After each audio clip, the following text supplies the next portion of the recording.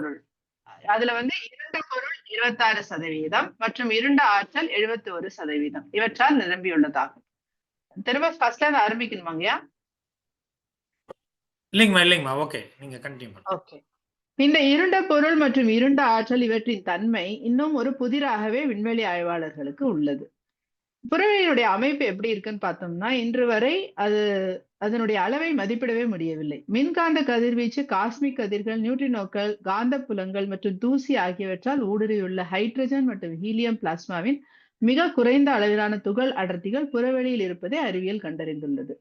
விண்மீன்களுக்கு இடையேயும் இடையேயான வெளி பிரபஞ்சத்தின் பெரும் பகுதியை எடுத்துக்கொள்கிறது. ஆனால் விண்மீன் திரள்கள் மற்றும் நட்சத்திர அமைப்புகள் கூட பெரும்பாலும் வெற்று இடத்தை கொண்டுள்ளன. அப்போ ஆக்குபை பண்ணக்கூடிய வெறும் யூனிவர்ஸை சுத்தி மட்டும் இல்லாம இடைப்பட்ட இடத்திலும் இந்த வெளி இருக்கிறது அப்படிங்கறத நம்ம உணர்ந்து கொள்கிறோம். இந்த கவனிக்கக்கூடிய பிரபஞ்சம் பெரும்பாலும் இருண்ட பொருள் மற்றும் இருண்ட ஆற்றல் என்று அழைக்கப்படும் அறியப்படாத வடிவத்தை கொண்டுள்ளது என்ற அனுமானத்தின் கீழ் முடிவு செய்யப்பட்டுள்ளது. சோ அறிவியலும் இந்த அனுமானம் தான் செய்திருக்கிறது. இப்ப இருண்ட பொருள் மற்றும் இருண்ட ஆற்றல் இது வந்து நம்முடைய உணர்தலுக்கு அப்பாற்பட்டது என்றாலும் பிரபஞ்சத்தின் மீது அவற்றால் ஏற்படும் ஆழமான தாக்கம் அதனை உறுதிப்படுத்துகிறது. இருண்ட பொருளை பத்தி பார்க்கலாம். இருண்ட பொருள் என்பது கண்ணுக்கு தெரியாத தன்மை மற்றும் அது எந்த ஒளியையும் உறிஞ்சவோ பிரதிபலிக்கவோ அல்லது வெளியிடவோ செய்யாதது. அதை அருவுருவம் அப்படின்னு கூட சொல்லலாம். சுவிட்சர்லாந்து வானியலாளர் ஃபிரிட்ஸ் விஸ்கி என்பவர் வந்து கோமா விண்மீன் திரள்களில் தொகுப்பை ஆய்வு செய்யும் பொழுது அந்த கிளஸ்டரிலிருந்து விண்திரள்கள் வெளியேறுவதற்கு பதிலாக அவை ஒன்றாக இருப்பதையும் வேகமாக சுத்துவதையும் கவனித்தார். அதே மாதிரி 1970 வேரா ரூபின் அவர்கள் சுழல் விண்மீன் திறன்களில் வெளிப்புற விளிம்புகள் நட்சத்திரங்கள் விண்மீன் மண்டலங்களுக்கு இடையிலான விண்வெளியில் பறக்காமல் வேகமாக நடந்து கொண்டது. சோ சுத்திட்டே இருக்கு, வெளியில விலக்கும் ஆற்றல் காரணமாக வெளியே தள்ளப்படல. அப்ப ஏதோ ஒரு இருண்ட பொருள் அதை சேர்த்து பிடித்திருக்க வேண்டும் அப்படிங்கிறது ஏற்றுக்கொள்ளப்பட்டது. இதுதான் வந்து இருண்ட பொருள் முதல்ல வந்து விஞ்ஞானம் வந்து ஒப்புக்கொண்டதற்கான ஒரு இது நிகழ்ச்சி. அப்புறம் இருண்ட பொருளுக்கான ஆதாரங்கள் என்ன அப்படின்னு பார்க்கும்போது இந்த பிபிடியில இந்த இது போடணும்னு நினைச்சேன், மறந்துட்டேன். 2006 ஈர்ப்பு லென்சிங்கை பயன்படுத்தி கிளஸ்டரில் உள்ள பொருட்களின் பெரும் பகுதி சூடான எக்ஸ்ரே உமிழும் வாயுவிலிருந்து பிரிக்கப்பட்டதை காட்டியது. இருண்ட பொருள் இந்த மோதல் வழியாக எதையும் தொடர்பு கொள்ளாமல் கடந்து சென்றது. அதே நேரத்தில் வாயு குறைந்ததும் அந்த கிளஸ்டர் சூடான வாயு மற்றொரு கிளஸ்டர் இந்த சூடான வாயுடன் தொடர்பு கொண்டதும் அறியப்பட்டது. அப்போ அங்க இருக்கக்கூடிய தன்மை எப்படி இருக்குன்னா ஒரு சூடான வாயு போன்ற தன்மை இருப்பதாக அறியப்பட்டது. இதே மாதிரி ஹபிள் விண்வெளி தொலைக்கோளிலிருந்து கவனிக்கப்பட்ட ஏபல் 2209 விண்மீன் திரள்களிலும் அதுக்கு இடைப்பட்ட இடம் மில்லியன் கணக்கான ஒளி ஆண்டுகளால் பிரிக்கப்பட்டுள்ளன என்றும் அந்த வெற்றி இடமும் சூடான பரவலான வாயுவால் நிரப்பப்பட்டுள்ளது என்றும் இதை இருண்ட பொருளுக்கு ஒரு தன்மையாக நினைச்சாங்க. ஈர்ப்பு லென்சிங் முறைப்படி பிரம்மாண்டமான விண்மீன் கிளஸ்டர் தொலைதூர விண்மீன் திரள்களின் வளைந்த மற்றும் பெருக்கப்பட்ட ஒளியை வெளிப்படுத்துகிறது. கூடுதலாக இன்னொரு 3 பிக்சர் இருக்கு, நெக்ஸ்ட் பிரசன்டேஷன்ல நான் ஆட் பண்ணிடுறேன். சோ அது ஒரு மாதிரி மேகம் மாதிரி தெரியுது, பட் உண்மையில அது வந்து ஒரு பிம்பத்தை வந்து பெருசுபடுத்தினதுனால தெரியுது. உண்மையில் அது எப்படி இருக்கு அப்படின்னா கேஸ் மாதிரி தான் இருக்கு அப்படின்னு சொல்றாங்க. சோ இருண்ட பொருளின் ஈர்ப்பு விசை சாதாரண பொருளை சேகரித்து நட்சத்திரங்கள் மற்றும் விண்மீன் திரள்களாக உருவாக்க தூண்டுகிறது அப்படின்னு அறிவியல் சொல்றது. இப்ப இருண்ட பொருளின் தன்மை குறித்து இன்னும் சில அனுமானங்கள் என்ன அப்படின்னு பார்க்கும்போது வீக் WIMP என்று சொல்லக்கூடிய பலவீனமாக தொடர்பு கொள்ளும் பெரிய துகள்கள், இவையும் கற்பனையான துகள்கள் தான். எப்படி இருக்கும்னா கனமா இருக்கும், ஒளியை உறிஞ்சவோ இல்லை வெளியிடவோ இல்லை, ஈர்ப்பு மற்றும் பிற சக்திகளும் எனர்ஜியோட தொடர்பு கொள்ளுது, மேட்டரோட தொடர்பு கொள்ளல அப்படிங்கிறது இந்த பார்ட்டிகிள் பத்தி சொல்றாங்க. அதே மாதிரி ஆக்சியன்கள்னு சொல்றாங்க, இதுவும் கற்பனையான துகள்கள் தான். இது வந்து ரொம்ப குறைந்த ஆற்றல் கொண்ட இருண்ட பொருள் இருக்கலாம் அப்படின்னு சொல்றாங்க. மேலும் மலட்டு நியூட்ரினோக்கள் அப்புறம் எக்ஸ்ரே அந்த மாதிரி வெளிப்படுத்துதுன்னு சொல்றாங்க. அப்புறம் பிளாக் ஹோல்னு சொல்லக்கூடிய அடர்த்தியான பொருள், இது வந்து இதனுடைய ஈர்ப்பு விசை ஈவன் ஒளியை கூட உள்ளே இழுத்து கொள்ளத்தக்கது அப்படின்னு சொல்றாங்க. இது எல்லாமே வந்து இருண்ட பொருளுக்கு ஒரு வடிவமாக சொல்றாங்க. லைட் கிராவிட்டினோஸ், ஒன்றோடொன்று உறவாடும் இருண்ட பொருள், அப்புறம் பிரதிபிம்ப பொருள், அதாவது குவாண்டம் என்டாங்கிள்மெண்ட்னு சொல்லக்கூடியது. அதே மாதிரி பிரதிபிம்ப பொருள் இத மாதிரி இன்னொரு பிரபஞ்சம் நமக்கு வந்து இருக்கலாம் அப்படின்னு ஆன்டி மேட்டரா சொல்றாங்க. அதே மாதிரி அல்ட்ரா ஒளி போசோன் அப்புறம் இப்படி நிறைய இது காஸ்மிக் மைக்ரோவேவ் பின்புலம் சொல்றாங்க. இந்த கதிர்வீச்சு முந்தைய பிரபஞ்சத்தின் அமைப்பையும் வெப்பநிலை வேறுபாடுகளையும் அவை இருண்ட பொருளோடு கொண்ட ஒத்த தன்மையையும் காட்டுகிறது.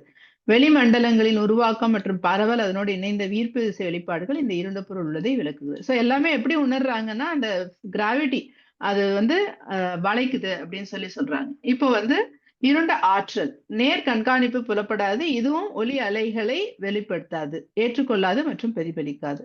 சோ இது வந்து வானியலாளர் வெஸ்டால் ஸ்லிப்பர் தனது தொலைநோக்கியின் ஸ்பெக்ட்ரோஸ்கோபியை பயன்படுத்தி சுழல் விண்மீன் திரள் விரைவாக நம்மிடமிருந்து விலகி செல்வதை கண்டார்.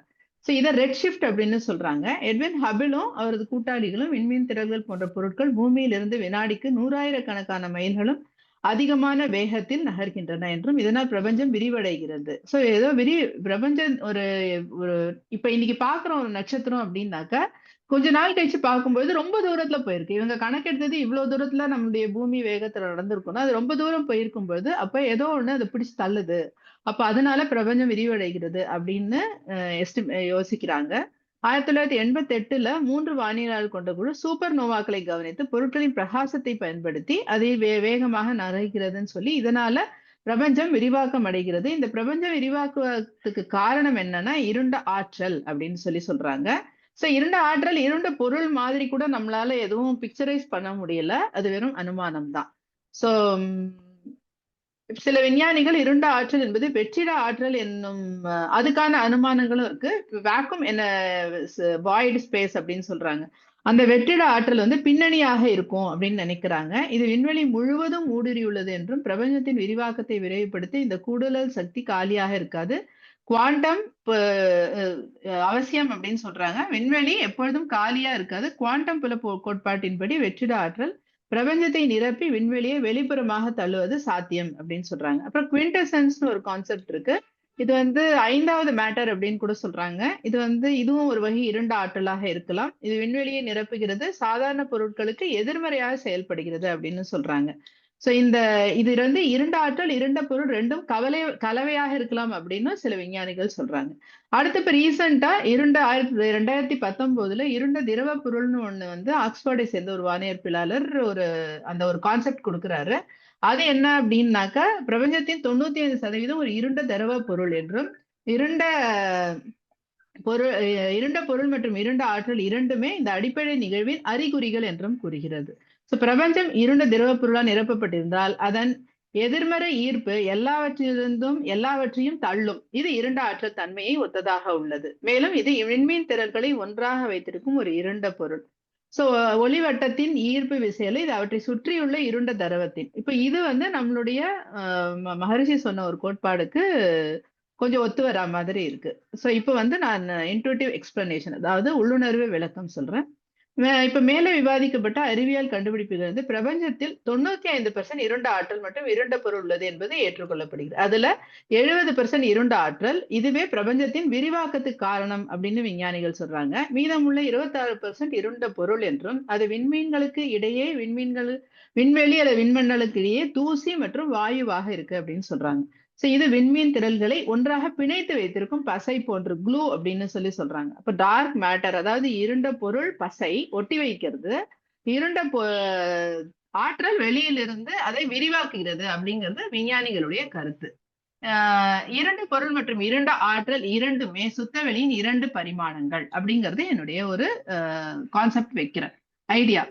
விஞ்ஞானிகள் இருண்ட பொருள் பிரபஞ்சத்தில் உள்ள பொருளை பிணைத்து வைத்து இருண்ட ஆற்றல் விளக்குகிறது என்று சொல்றாங்க. எதிர்மறை குணங்களா சொல்றாங்க. வேதாத்திரிய பிரபஞ்ச மாதிரியின் மூலம் இருண்ட ஆற்றல் மற்றும் டைம் ஆயிடுச்சு அங்கயா பிரபஞ்சத்தின் 2 வெவ்வேறு கூறுகளாக கூறுகின்றனர். ஆனால் வேதாத்திரிய பிரபஞ்ச மாதிரியின் மூலம் இருண்ட ஆற்றல் இருண்ட பொருள் இரண்டும் ஒரே சுத்தவெளியின் 2 மாற்ற வடிவங்களாகவும் ஒன்றின் தன்மை சூழ்ந்தழுத்தும் சக்தியாக பிரபஞ்சத்தை ஒன்றாக வைத்திருப்பது மற்றும் அடுத்தது விளக்கும் சக்தியாக பிரபஞ்சத்தின் விரிவாக்கமாக இருக்க வேண்டும் என்று அனுமானிக்க வாய்ப்பு உள்ளது அப்படின்னு நான் கருத்து வைக்கிறேன். சோ இந்த கருத்தை இதுக்கு வந்து நான் இப்போ ரீசெண்டா அந்த ஆக்ஸ்போர்ட் வான்மையாளர் ஃபான்ஸ் சொன்ன இருண்ட திரவ பொருள் என்ற கோட்பாடும் ஒத்துப்போவதாக உள்ளது. அதே மாதிரி சுத்தவெளியின் சூழ்ந்தழுத்தத்தால் வளைவு வானியலாளர் சுழல் விண்மீன் திரள்களின் முடிவில் அவற்றிற்கு விலக்கு விசை இருந்த போதிலும் நட்சத்திரங்கள் மற்றும் பொருட்கள் விண்மீன் திரளிலிருந்து வெளியேறுவதில்லை என்று சுழல் இயக்கத்தில் மிக வேகமாக நகர்வதையும் கண்டறிந்துள்ளனர். அதே மாதிரி கிராவிடேஷனல் லென்சிங் மூலமாக அது வளைவதாகவும் சொல்றாங்க. அப்போ சுத்தவெளி தனது சூழ்ந்த அழுத்தத்துடன் விண்மீன் திரள்களையும் அது கூறுகளையும் சுருக்கி பிணைத்து வைக்கிறது என்பதை இது தெளிவாக காட்டுகிறது. அப்ப இருண்ட ஆற்றல் வந்து அத வந்து அந்த அழுத்துவது போல ஒரு விளைவு இதுக்கு வருது. அதனால இந்த வளைவு ஏற்படலாம் அப்படின்னு நம்ம யோசிக்கலாம். சுத்தவெளியின் பாய்மத்தன்மை இருண்ட பொருள் ஒலி அலைகளை நீண்ட தூரம் கலந்து செல்ல அனுமதிக்கிறது என்பதையும் தொலைதூர விண்மீன் திரள்கள் மற்றும் கொத்துக்களை ஊடுருவியும் செல்ல அனுமதிக்கிறது என்பதையும் அறிவியலால் ஏற்றுக்கொள்ளப்பட்டுள்ளது. இது வேதாத்ரி மகர்ஷி வழங்கிய சுத்தவெளியின் ஊடுருவக்கூடிய பாய்ம பொருள் தன்மையுடன் பொருந்துகிறது. இதனை குவாண்டம் மேக்ரோஸ்கோபி டன்னலிங் மூலம் நிரூபித்திருக்கிறார்கள். இதற்கு இந்த ஆண்டுக்கான இயற்பியல் நோபல் பரிசும் அளிக்கப்பட்டுள்ளது. அடுத்தது விளக்கும் ஆற்றலே பிரபஞ்ச விரிவுக்கு காரணம். இப்போ ஆக்சுவலா பிணைத்த ஆற்றல் வந்து இருண்ட ஆற்றல் பிரபஞ்ச விரிவுக்கு காரணம் சொல்றாங்க. உண்மையில ஈர்ப்பு லென்சிங் முறையிலிருந்து விண்மீன் திரள்கள் இருண்ட ஆற்றல் காரணமாக விண்வெளியில் வளைந்துள்ளன அப்படின்னு சொல்றாங்க. இருண்ட ஆற்றல் விண்மீன் திரளை ஒன்றிலிருந்து ஒன்று வேகமாக விலக்கி நகர்த்துகிறது அப்படின்னு சொல்றாங்க. வேதாத்திரிய தத்துவத்தின் மூலம் கருத்தாக்கம் செய்ய முயற்சிக்கும் பொழுது சுத்தவெளி சர்வ வல்லமையுள்ளது, எங்கும் நிறைந்தது, ஊடுருவுகிறது. மேலும் அதே இடைவெளி விண்மீன் திரளின் உள்ளேயும் விண்மீன் திரள்களுக்கு இடையிலும் உள்ளது. இவ்வாறு இது விண்மீன் திரள்களை எல்லா பக்கங்களிலிருந்தும் தள்ளுகிறது. ರಾಧಾ மேலும் ರವಿಚಂದ್ರನ್ ಮಾತಾಡಿದ್ದಾರೆ. ರಾಧಾ ರವಿಚಂದ್ರನ್ ಮಾತಾಡ್ತಾರೆ. ಮೈಕ್ மைக் ஆஃப் பண்ணிக்கணுமா? மேலும் பொருட்களின் சுழற்சி வேகம் கூடுவதால் விண்மீன் திரள்களுக்கு இடையிலான இடைவெளி அதிகரிக்கும் பொழுது அது ஒரு விலக்கு சக்தியாக செயல்படுகிறது. சோ இது வந்து சுத்தவெளியினுடைய தள்ளும் தன்மையும் இருக்கு, விலக்கும் தன்மையும் இருக்கு. இது ரெண்டும் சேர்ந்துதான் பிரபஞ்ச விரிவாக்கத்துக்கு வழிவகுக்கும் வாய்ப்பு உள்ளது அப்படிங்கிறது என்னுடைய கருத்து. வேதிய கருத்துப்படி இந்த நுண்ணணு முதல் தோன்றிய அனைத்து பொருட்களும் சுத்தவெளியில் சூழ்ந்தழுத்தம் காரணமாக தன்னைத்தானே சுழற்சி செய்கிறது. அதனால விலக்கும் ஆற்றல் ஏற்பட்டு மற்றதை ஒரு குறிப்பிட்ட அளவில் விலக்கி நிறுத்துகிறது. இதை பற்றி ஒவ்வொரு கேலக்சி கிளஸ்டரும் கூட்டாக தனது அச்சில் சுழலும் இயக்கத்தில் இருப்பதாலும் அந்த கிளஸ்டரை சுத்தியுள்ள வெளியின் அழுத்தம் மற்றும் உள்ளே இருந்து வரும் விலக்கும் விசை காரணமாகவும் அவை விலகிச் செல்வதாக நாம் உணர வாய்ப்பு இருக்கலாம். வேதாத்ரி கருத்துப்படி சுத்தவெளியின் அழுத்தம் மாறிலியாக உள்ளது, ஆனால் விலக்கும் விசை பருப்பொருட்களின் கலவை, அதன் தோற்ற நேரம் மற்றும் சுழற்சி வேகம் ஆகியவற்றால் மாறுபடுவதாக உள்ளது. இதன் விளைவாக நட்சத்திரங்கள், விண்மீன் திரள் உள்ளிட்ட பல்வேறு வகையான பொருட்கள் உருவாகின்றன. எனவே நட்சத்திரங்களுக்கும் விண்மீன் திரள்களுக்கும் இடையிலான தூரம் அதிகரிப்பதனாலேயே பிரபஞ்சம் விரிவடைகிறது என்ற முடிவுக்கு வருவது சரியாகாது. பிரபஞ்சம் விரிவடைந்தாலும் அதன் கலவை இன்னும் பருப்பொருளில் 5%க்கும் குறைவாகவும் மீதமுள்ள 96% இருண்ட பொருள் மற்றும் இருண்ட ஆற்றலாகவுமே இருக்கும். ஏன்னா நட்சத்திரங்களுக்கும் விண்மீன் திரளுக்கும் இடையிலான தூரம் சுத்தவெளியால் நிரப்பப்படும். சுத்தவெளின்னா நான் சொல்ல வர்றது அந்த சுத்தவெளியினுடைய இயக்க நிலை. அடுத்தது சுழலும் பொருளின் மைய ஈர்ப்பு விசை கருந்துளை. ஒவ்வொரு சுழலும் பரும்பொருள் அதனது தொகுப்பின் மையத்தில் இருப்பதாக கருந்துளை என்ற கருத்தாக்கமும் இந்த சுத்தவெளியின் அதே இயல்பை கொண்டுள்ளது. கரெக்டுங்கய்யா. இன்னொரு 2 பாயிண்ட்ஸ் இருக்கு, வேணா சொல்றேன், இல்லைன்னா அப்புறமா பேசுறேன். ஓகேங்கய்யா, நன்றி. விண்மீன் வெளியுடன் கலப்பதற்கு முன்பு கருந்துளைகள் காமா கதிர்களை உருவாக்கின என்பதை கண்டுபிடிக்க உறுதி செய்கின்றன. சோ இது நட்சத்திரம் அல்லது அதில் உள்ள பொருட்களின் சுழற்சியின் வேகம் குறைவதால் ஏற்படுகிறது. மேலும் நட்சத்திரத்தில் உள்ள அனைத்து பொருட்களும் வெளியேறி அதன் சுழல் வேகம் குறைந்து கரைந்து இறுதியாக அது விண்வெளியுடன் இணைகிறது. சோ அது இயக்கத்திலிருந்து வந்து அதுலயே மறைகிறது அப்படின்னு சொல்றாங்க. சுத்தவெளியின் பேராற்றல் பேரறிவு. சோ இதனால் அனைத்து தோற்ற பொருட்களும் சுத்தவெளியிலிருந்து வெளிப்பட்டு அதிலேயே கரைகிறது என்ற வேதாத்திரிய கோட்பாட்டை ஆதரிக்கிறது. விண்வெளியின் உள்ளார்ந்த இயல்பு, அதாவது பேராற்றல் மற்றும் பேரறிவு, நுண்விண் முதல் ஒற்றை அணுவிலிருந்து இயற்கையின் 5 பௌதிக பிரிவுகளில் ஒற்றை செல்லுயிரினம் முதல் மனிதர் வரை அனைத்து படைப்புகளிலும் உள்ளது. அனைத்து சுத்தவெளியின் அனைத்தும் அதனுடைய அழுத்தத்தன்மை மற்றும் சுற்றியுள்ள அழுத்தம் மற்றும் விலக்கும் விசை ஆகியவற்றாலேயே செயல்படுகின்றன. இதுதான் பேராற்றல் என்பது. மேலும் அனைத்தும் ஒரு குறிப்பிட்ட ஒழுங்கில் செயல்படுவதால் இதைதான் பேரறிவு என்று வேதாத்திரியம் அழைக்கிறது. அதே மாதிரி பெருவெடிப்பு, இறைத்துகள் தன்மாற்றம்ன்றது என்னுடைய கருத்து. பெருவெடிப்பு கோட்பாட்டை பொறுத்தவரை ஆரம்பத்தில் அடர்த்தியான ஆற்றல் துகள்கள் மற்றும் அபரிமிதமான வெப்பம் மட்டுமே இருந்தன. பின்னர் அது குளிர்ந்து பருப்பொருட்கள், கொத்துக்கள், நட்சத்திரங்கள் மற்றும் விண்மீன் திரள்களாக மாற அனுமதித்தது என்று கூறப்படுகிறது. இந்த நுண்துகள்கள் உருவாக்கும் தண்ணீருக்கு ஆற்றலான வேதாத்திரியின் மாதிரியில் கூறப்பட்ட சுத்தவெளியின் பேராற்றலுடன் பொருந்துகிறது. அதாவது அது வந்து தன்னைத்தானே இறுக்கி வெடித்து சிதறும் பொழுது அபரிமிதமான எனர்ஜி உண்டாகும். அந்த எனர்ஜிக்கு அப்புறம் கூலாகி அது கொஞ்சம் கொஞ்சமா அந்த இறைத்துகள் வந்து சேர்ந்து ஒரு தொகுப்பாக மாறுது அப்படின்னு வேதாத்திரியம் சொல்லுகிறது. அதுக்கு வந்து இந்த பிக் பேங்கும் ஓரளவுக்கு ஒத்து போறது. முடிவான கருத்து, சுத்தவெளியின் இரு தன்மைகளே இருண்ட ஆற்றல் மற்றும் இருண்ட பொருள். எனவே இருண்ட பொருள் மற்றும் இருண்ட ஆற்றல் ஆகியவை வேதாத்திரிய பிரபஞ்ச கோட்பாட்டின்படி சுத்தவெளியின் 2 வெவ்வேறு செயல்களாக, அதாவது தன்னிருக்க சக்தி மற்றும் சூழ்ந்தழுத்தும் சக்தி என்று கருதப்பட வேண்டும். விஞ்ஞானிகள் இந்த அணுகுமுறையை தங்கள் வருங்கால விண்வெளி ஆய்வுகளில் மேற்கொண்டால் அவர்கள் பிரபஞ்சம் எவ்வாறு உருவானது மற்றும் விரிவடைந்தது என்ற தர்க்க ரீதியான முடிவுக்கு எளிதாக வரக்கூடும் என்பது எனது தாழ்மையான கருத்து. அது மட்டும் இல்லாம இது வந்து ரொம்ப நுண்மையா, இது வந்து எல்லாமே வந்து மேக்னிஃபை பண்ணி தான் பாக்குறாங்க. இப்ப இன்னும் குவாண்டம்ல வந்த பிறகு குவாண்டம் என்டாங்கிள்மெண்ட், குவாண்டம் டனலிங் இதெல்லாம் வந்து வேதாத்திரிய கோட்பாட்டுக்கு ரொம்ப ஒத்து வர்றதாக இருக்கு.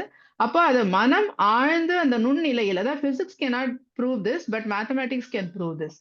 அப்படி வரும்பொழுது ஆழ்ந்த நிலையில தவ நிலையில இருந்து விஞ்ஞானிகள் வந்து அதை சிந்தித்தாங்க அப்படின்னாக்கா அவர்களுக்கு ஒரு நல்ல தெளிவான ஒரு விளக்கமும் ஒரு சொல்யூஷனும் கிடைக்கும் அப்படிங்கிறது என்னுடைய கருத்து. இந்த வகையில இந்த இதை வந்து நிறைவு செய்து கொள்கிறேன். வாய்ப்பு அளித்ததற்கு நன்றி. வாழ்க வளமுடன். நன்றிங்கம்மா. வாழ்க வளமுடன். அது டைம் மட்டும் பார்த்துக்குங்கம்மா.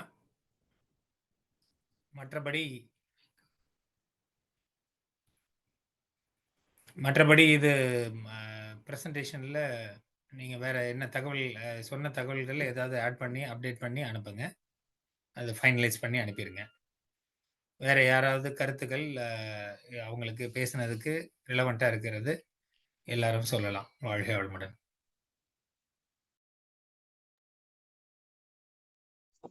பிரசன்டேஷன் நல்லா இருந்ததுமா. வாழ்க வளமுடன். ராதாமா கேக்குதுங்களா? உங்க மைக் ஆஃப் ஆயிருக்கு. சாரி ரொம்ப ஃபாஸ்டா இருந்ததுங்களா? ஆமா, கொஞ்சம் ஃபாஸ்ட் தான். ஏன்னா நீங்க கிளியரா இருந்தீங்க. ஓகே. ஆனா ரிசீவ் பண்றவங்களுக்கு அவ்வளவு வேகம் கொஞ்சம் ஃபாஸ்ட். ஆமா, இன்னும் கொஞ்சம் டாபிக் குறைக்கணும்னு நினைக்கிறேன். 15 மினிட்ஸ்னு வரும்போது எனக்கு இதுக்கு மேல இல்லைன்னா 2-3 பாயிண்ட் விட்டாதான் சொல்ல முடியும். இல்ல, நம்ம கொடுக்கப்பட்ட டைமுக்குள்ள அதுதான் முடியும், வேற வழி இல்ல. அது நீங்க நல்லா இருந்தது, ஒன்றும் குறை சொல்றதுக்கு இல்ல.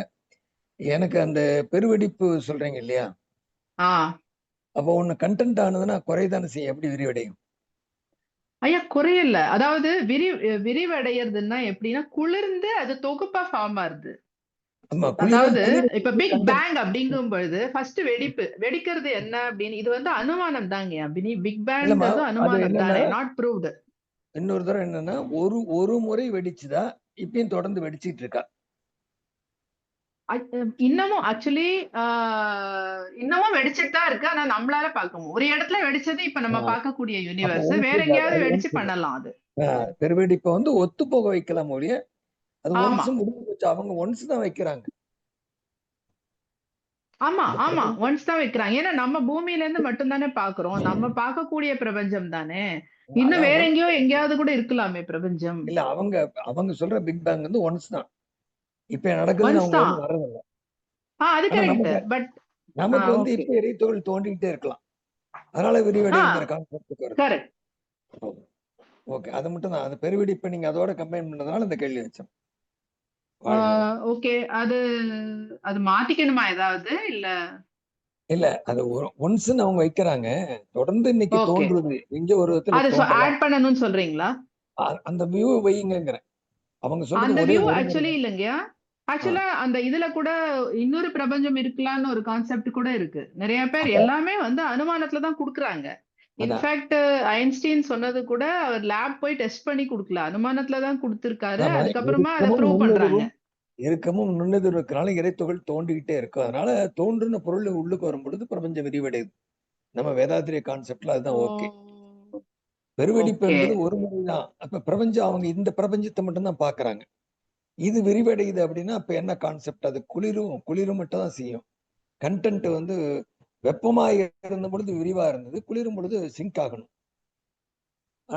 அது கரெக்ட்டுங்கயா. இப்ப நீங்க சொல்றது கரெக்ட். பட் இவங்க என்ன சொல்றாங்கன்னா, இந்த விரிவடைகிற கான்செப்ட் என்னன்னா, நான் காணக்கூடிய பிரபஞ்சம் விரிவடையுது அப்படின்னா அதுக்கு கூட நீங்க சொல்றது இறைத்துகள் வெடிப்பு காரணம்னு சொல்றீங்களா? அப்ப அதை நோட்டீஸ் பண்ண முடியலையா உங்களால பிக் பேங்க?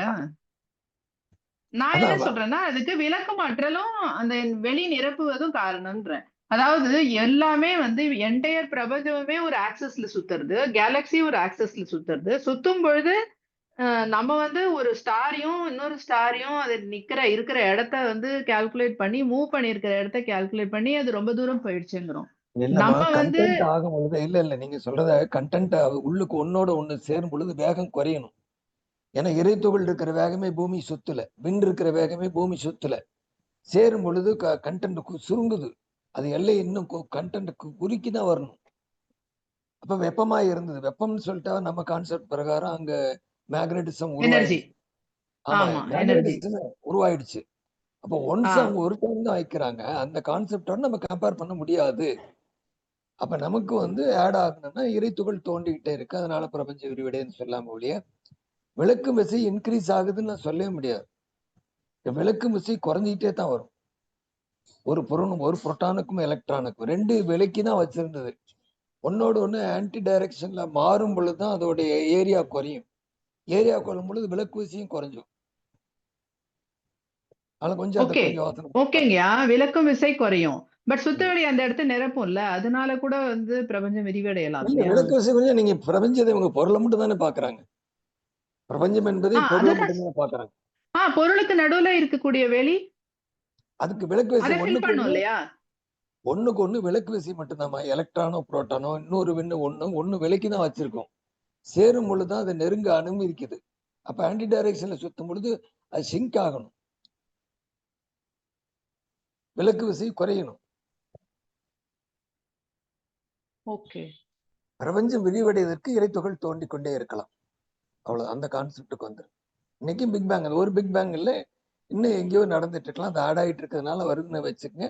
அல்லது அந்த பாயிண்ட் ஆட் பண்ண முடியும்னா பண்ணி. ஏன்னா ஐயா, இப்ப பெருவெடிப்பம் பிளாக் ஹோல் வந்து இதுவா இருதுல்ல, அப்ப அதுவும் வந்து திரும்ப அந்த இடத்துல ஒரு எனர்ஜி கிரியேட் எங்க ஆகுதுல்ல. போனாலும் பொருள் அவ்வளவுதாமா. ஒரு முறை உருவான பொருள் மட்டும்தான் இருக்குது பிரபஞ்சத்துல. விஞ்ஞான பிரகாரம் பிக் பேங்ல ஒரு முறை என்ன கரெக்ட். உருவாச்சோ அது மட்டும்தான் இருக்கு. புதுசா எதுவும் வரல. ஓகே. ஆனா ஓகே. பட் விரிவடைப்பு நம்ம எல்லாம் சொல்றது வந்து உருவாகிட்டே இருக்கு அப்படிங்க. ஆமா இன்னைக்கும் தோண்டிட்டே இருக்கும், மறைஞ்சிட்டே இருக்கு. ஆமா, அப்ப பிளாக் ஹோல்ல அழிஞ்சதுன்னா அது முடிஞ்சு போச்சு. எங்கேயோ ஒரு பக்கம் உற்பத்தி ஆகும். அதான் கரெக்ட். ஓகே. அதனால ஓகே. விரிவடையுதுன்னு வச்சுக்கலாம். ஓகே. நன்றி, வாழ்க. ஓகே.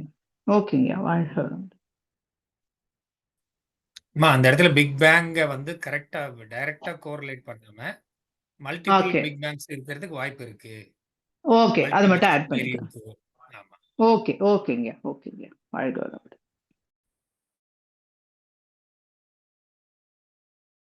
ராதாம்மா வாழ்க வளமுடன். வாழ்க வளமுடன்மா. நல்லா இருந்தது உங்க பிரசன்டேஷன். எனக்கு நன்றிங்கம்மா. ஒரே மட்டும்தான். இப்ப ரீசெண்டா ஒரு ஆர்டிக்கல் வந்து டார்க் மேட்டர்லயும் அது லைட்டோட கொஞ்சம் ரியாக்ட் பண்ணுது, கலர்ஸ் எமிட் பண்ண சான்சஸ் இருக்கு அப்படின்னு சொல்றாங்க. அப்ப ஆமாங்கம்மா. வந்து அது ஆகுதுன்னாலே அது வந்து சுத்த வெளியில இருந்து இறைத்துகள் அந்த அடுத்த இதுக்கு வந்துடுச்சு. இப்ப நீங்க ஆமா, வந்து வெளியின் 2 பரிமாணங்கள்ல இது டார்க் ஆமா, மேட்டர் டார்க் எனர்ஜின்னு சொன்னீங்க ஆமா, இல்லையா? ஆமா, இது வந்து தன் மாற்றம் ஆயிடுது இல்ல? ஆமா, ம் ஆமா. தன்மாற்றம் ஆக்சுவலி ஆயிடுது. எல்லாமே தன்மாற்றங்கள் தானே. இது 2 ஆமா. மட்டும் நம்மளால ஸ்பெசிபிக். சுத்த வெளிய வந்து இதுவே பண்ண முடியாது. இமேஜின் தான் பண்ண முடியுமே ஒழிய, அத மெஷரே பண்ண முடியாது. ஏன்னா, மெஷரபிள் குவான்டிட்டிய தான் சயின்ஸ் பாக்குறது இல்லையா? இல்ல இல்ல, நீங்க இப்போ இது சுத்த வெளியின் 2 பரிமாணங்கள்னு சொல்றீங்க. ஆமா. அடுத்த இது ஆக்சுவலா பார்த்தா தன்மாற்றங்கள். எல்லாமே இங்க தன்மாற்றம் தான். சோ இது ஆமா, ஆமா. 2 மட்டும் ஸ்பெசிபிக்கா பாயிண்ட் பண்றதுக்கு தேவையில்லை இல்ல அப்படின்னு சொல்றேன். இல்ல, அதாவது அவங்க வந்து 96% டார்க் எனர்ஜி, டார்க் மேட்டர்ன்னு சொல்றாங்க இல்லையா? சோ, அதுக்கு வந்து அதனால தான் ஃபர்ஸ்ட் என்ன சொன்னேன்னா, இருப்பு நிலை, இயக்க நிலை. பட் இருப்பு நிலையிலிருந்து அந்த இயக்க நிலைக்கான மாற்றம்ங்கிறது வந்து ரொம்ப ரொம்ப சட்டில். அத வந்து இமேஜினே பண்ண முடியாது. இப்ப நம்மளுடைய டாபிக் வந்து சுத்தவெளியிலிருந்து தான் தோன்றியது. நொத்திங்லேருந்து எதுவும் வர முடியாது. அப்ப எல்லாமே எனர்ஜி இருக்கு. But there should have been some சுத்தவெளி ஆல்சோ.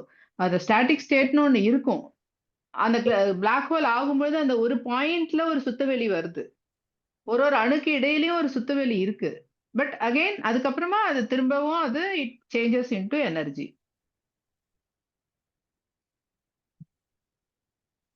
இல்ல இல்ல, 2 என்னோட கான்செப்ட் ஒரே இருக்கு. இது எதனால இத ஸ்பெஷலைஸா சொல்லணும், எல்லாமே தன்மாற்றம்னு வரும் பொழுது?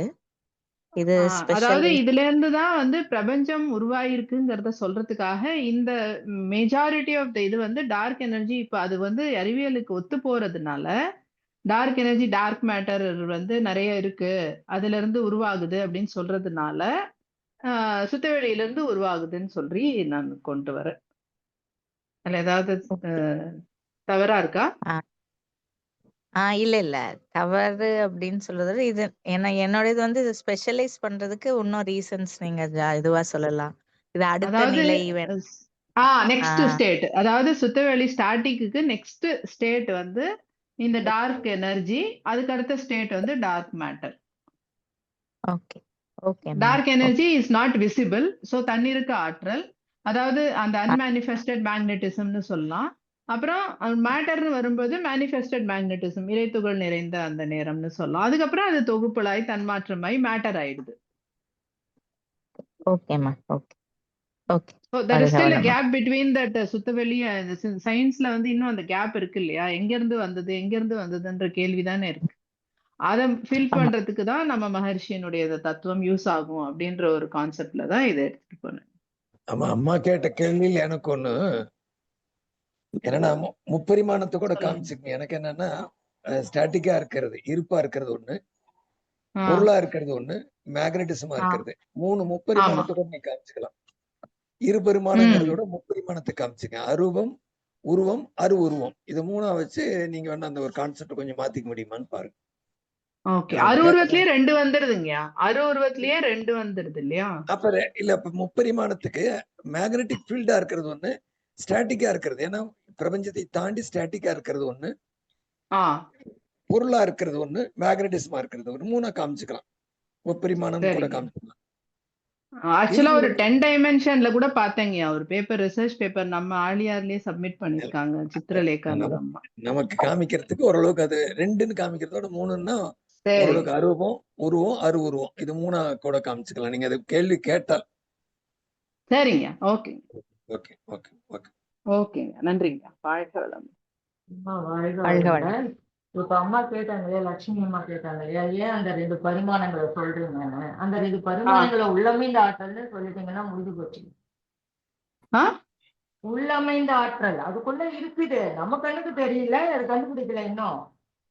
சுவாமிஜி அந்த வார்த்தையை தான் பயன்படுத்துவாரு, உள்ளமைந்த ஆமா ஆமா ஆமா, அதனுடைய இயல்பான ஆற்றல் அது. அப்போ அதான் சொல்லிருக்கேன் நான். ரைட்டுங்கம்மா. அதுல நீங்க இப்ப இந்த 2 பரிமாணங்களை காட்டுறீங்க இல்லையா, அதாவது இருண்ட ஆற்றல், இருண்ட சக்தி அப்படின்னு சொல்ற மாதிரி சொன்னீங்க இல்லையா. இருண்ட பொருள், இருண்ட ஆற்றல், அது இருண்ட ஆற்றல்னு அந்த 2 பரிமாணமா சொல்றதுக்கு பதிலா அந்த 2 பரிமாணங்கிற வார்த்தைக்கு பதிலா இந்த 2ம் உள்ளமைந்த ஆற்றலாக இருக்குதுன்னு சொல்லலாமான்னு நான் கேக்குறேன். ஆமாங்கம்மா, அப்படிதான் சொல்லியிருக்கேன். பட் வந்து சயின்ஸோட கம்பேர் பண்றதுனால அந்த 2 கான்செப்ட் எடுத்து அதை வந்து டெவலப் பண்ணிருக்கேன். உண்மையில சொல்ல வந்தது அதுதான், இயல்பான ஆற்றல், தண்ணீருக்கு ஆற்றல் தான் ஐ ஹவ் ஸ்டார்டட். ஆரம்பத்துல ஆரம்பிச்சதே அப்படிதான் ஆரம்பிச்சிருக்கேன். பட் அதை வந்து இதோட கோரிலேட் பண்றதுக்கு இப்ப இருக்கிற அந்த dark energy dark matter concept வந்து ஒத்து போறதுனால அதை சேர்த்து இணைச்சு சொல்லியிருக்கேன், அவ்வளவுதான். ஓகேம்மா ஓகேம்மா, ஒன்னும் தப்பெல்லாம் சொல்லலம்மா. தப்புக்கு சொல்லுங்கம்மா, ஏதாவது மாத்திக்கணும்னா சொல்லு. ஆமா ஆமா, அதேதான் அதேதான் அதேதான். அதே மாதிரி ஒரு இடத்துல நீங்க பேசும்போது அது வேகத்துல சொல்லிட்டீங்களா என்னன்னு தெரியாது. தள்ளு மாற்றலும் கொள்ளு மாற்றலும் சொல்லுவோம். நீங்க தள்ளு மாற்றல், விளக்கு விசை 2யும் சொல்லுவீங்க. தள்ளு மாற்றல், விளக்கு மாற்றல் 2ம் ஒண்ணா, அதாவது 2யும் சேர்த்து சொல்லிக்கணும். தள்ளு மாற்றல், விளக்கு மாற்றல் 2ம் ஒண்ணுதானே? அதுதான்மா நானும் சொல்றேன். நீங்க அப்படி சொல்லிட்டீங்க, அது உங்க வாய்ஸ். அப்படியா? Sorry sorry. அதுதான் சொன்னேன், வேற ஒண்ணும் சொல்லல. அது மாதிரி நீங்க சொல்லிட்டீங்க. அழுத்து மாற்றல், விளக்கு மாற்றல். ஓகே ஓகே, அதுதான் சொன்னேன், வேற ஒண்ணும். சரிம்மா சரிம்மா, நன்றி. வாழ்க வளமுடன். நன்றிம்மா, கமெண்ட்ஸ்க்கு நன்றி. மற்றபடி நல்லா இருந்ததுமா. தேங்க்யூம்மா, வாழ்க வளமுடன். அடுத்தவங்க யார் பேசுறாங்க உங்க டீம்ல இருந்து? வாழ்க வளமுடன் ஐயா, நான் பேசுறேங்க. ஓகேங்கய்யா. ஷேரிங் நானே போட்டுக்குவாங்க. ஓகே, போட்டுக்கங்க.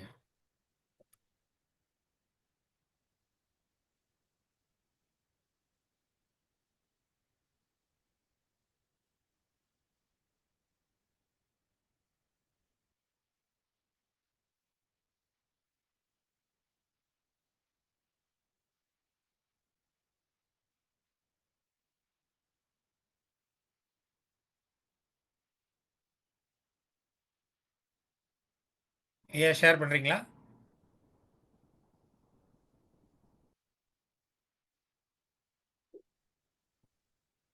ஐயா ஆடியோவே க்ளோஸ் பண்ணிருக்காருல்ல மைக்க.